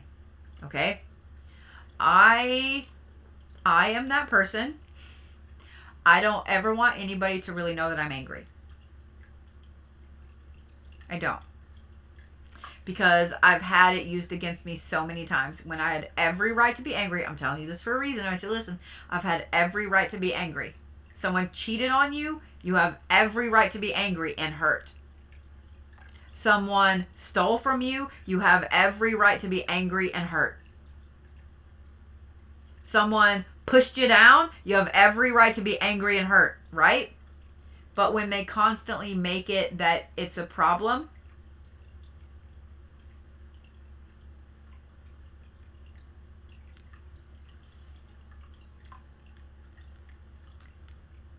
you don't get to feel that anger. And when you don't get to feel that anger, it gets pent up. And when it gets pent up, it has nowhere else to go. And when it has nowhere else to go, because you're not allowing yourself to be angry, to feel the anger, and to be spicy summer, then it comes out in a form of a mask, or taking on shit that is bad.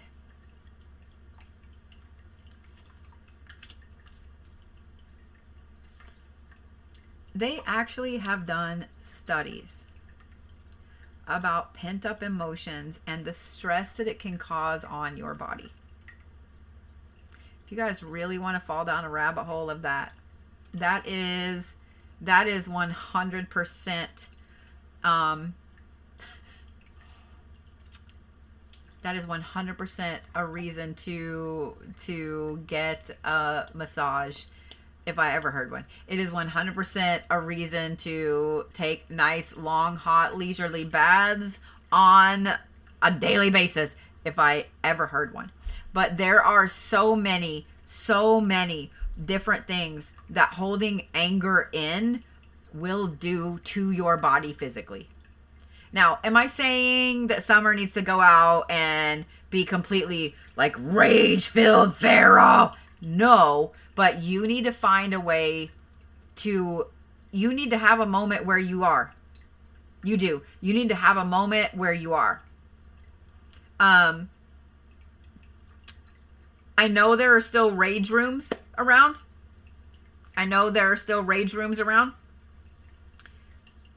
And see that right there. If I speak on anything, it gets thrown back at me, so I just shut down. I understand. I do. I 100% understand. If you get mad at anything, and this is kind of what I was saying, if you get mad at anything, oh, look, she's acting crazy. Oh, you must be on your period. Oh, you. Right?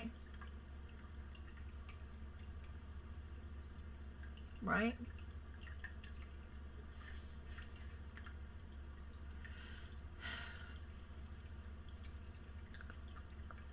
I knew I was getting on.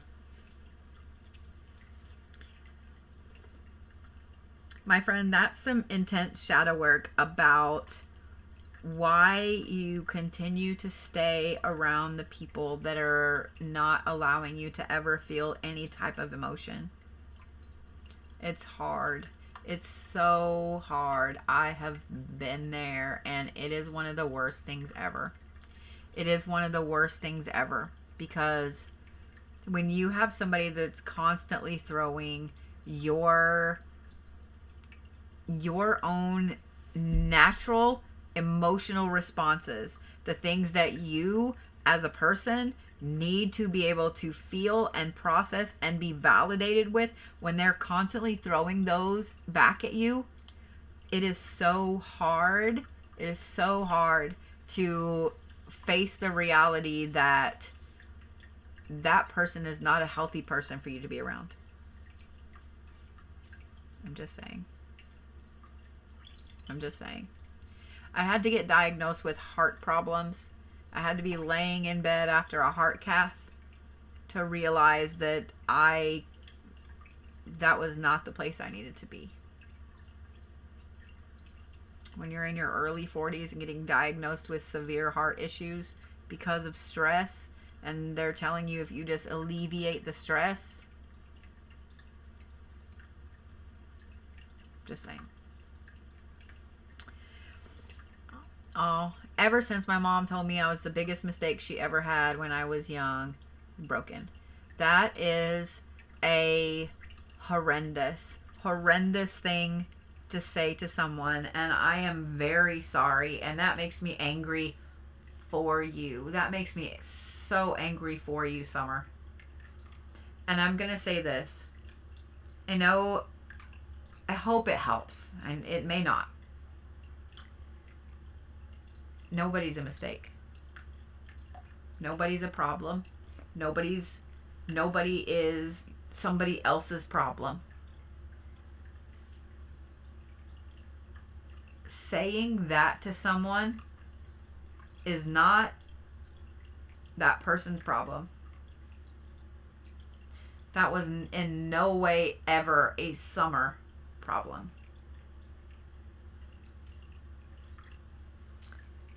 And here's the thing I want you to think about.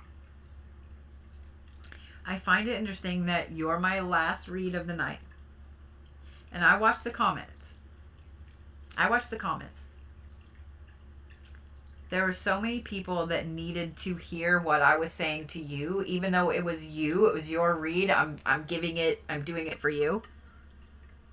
There were so many people that needed to hear what I was saying, that they identified with what I was saying.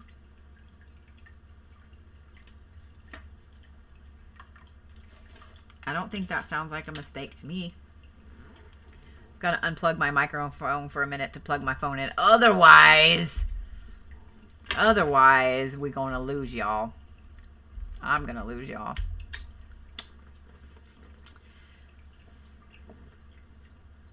That doesn't sound like a mistake to me. That doesn't sound like a problem to me, Summer. That sounds to me like you were in the right place at the right time. And all of those millions and billions of moments had to happen just right for you to be right here. Because I guarantee you there's also somebody sitting outside of this live stream that's not in here watching that needed to hear that. That needed to know it's okay to have your feelings validated. Just saying. Just saying. Of course it's hard to shut that off. Of course it's hard to shut that off. That is a very shitty thing to say to somebody. That is a very shitty thing to say to somebody. And, well, welcome in, Ricky. That is a very shitty thing to say to somebody. And I'm sorry. I'm so sorry. I'm so sorry. Just know that none of us here think that. I mean, we all think you're the bee's knees, man.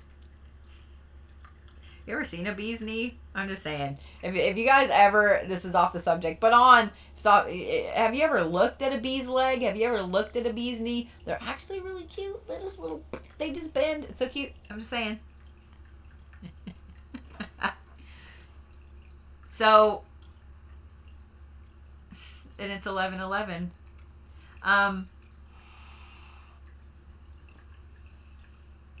Don't watch me on. And my sugar's 111. Because of course it is. Summer, I hope you know that you're welcome to come in and hang out anytime in here. I hope you know that. There are so many of us that have had something very similar said to us. And I know that you know it isn't true, but I also understand. I do. I also understand. Yeah. I also understand. Just saying. Just saying. I also am going to say this. I'm going to go out on a limb and say this. I would almost bet that that has made you a kinder person, hasn't it? Once when I was probably about 4, it's one of my earliest memories I have. And I remember hearing someone call you're a nurse, so you help other people for a living. So you took the pain of that comment and now you help other people for a living. How many lives have you saved, Summer? How many lives have you made better, Summer? How many people have smiled when you've come into the room because they know that you're actually going to help them? Summer. I'm just saying.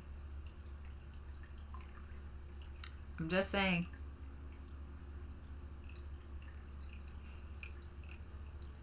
I don't think that that's a mistake at all. I don't think that that's any kind of issue at all. Just saying. Sweetheart, I would find a way to transmute that anger.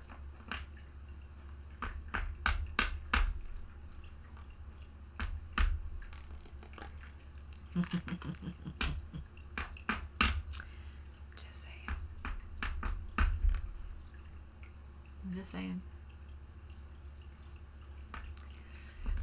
So someone on YouTube asked if I think that we are all psychic, just some people have stronger powers than others. I don't know about psychic, but I know that we all have all the clairs. We all have all the clairs. Some people just have stronger clairs than others.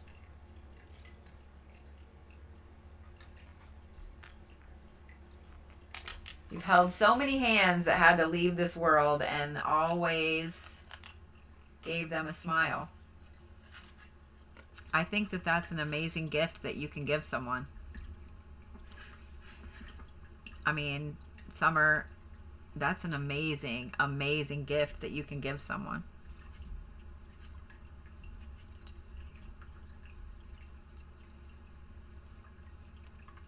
I'm just saying.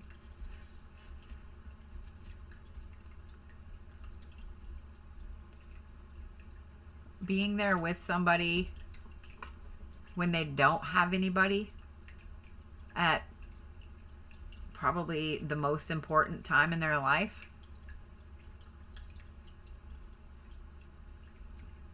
Just saying what I'm saying, Summer.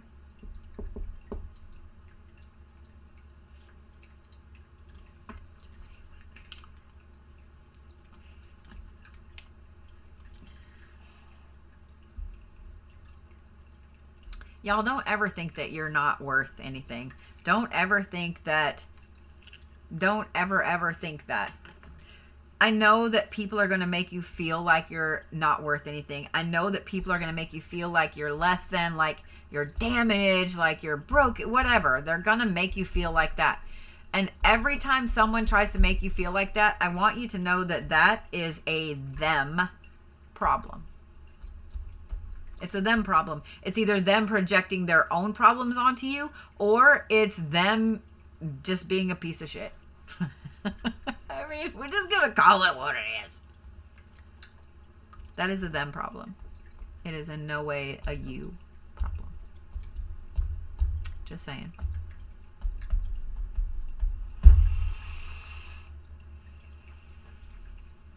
That being said, I hope that helped, Summer.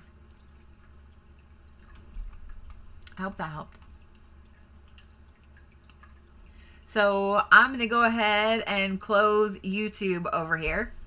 And those of you guys watching on YouTube, thank you so much for coming in and hanging out, re-watching, visiting, leaving a comment, whatever it is. If you guys are not subscribed over on YouTube, please make sure you do so. I appreciate it. And we'll see you guys tomorrow.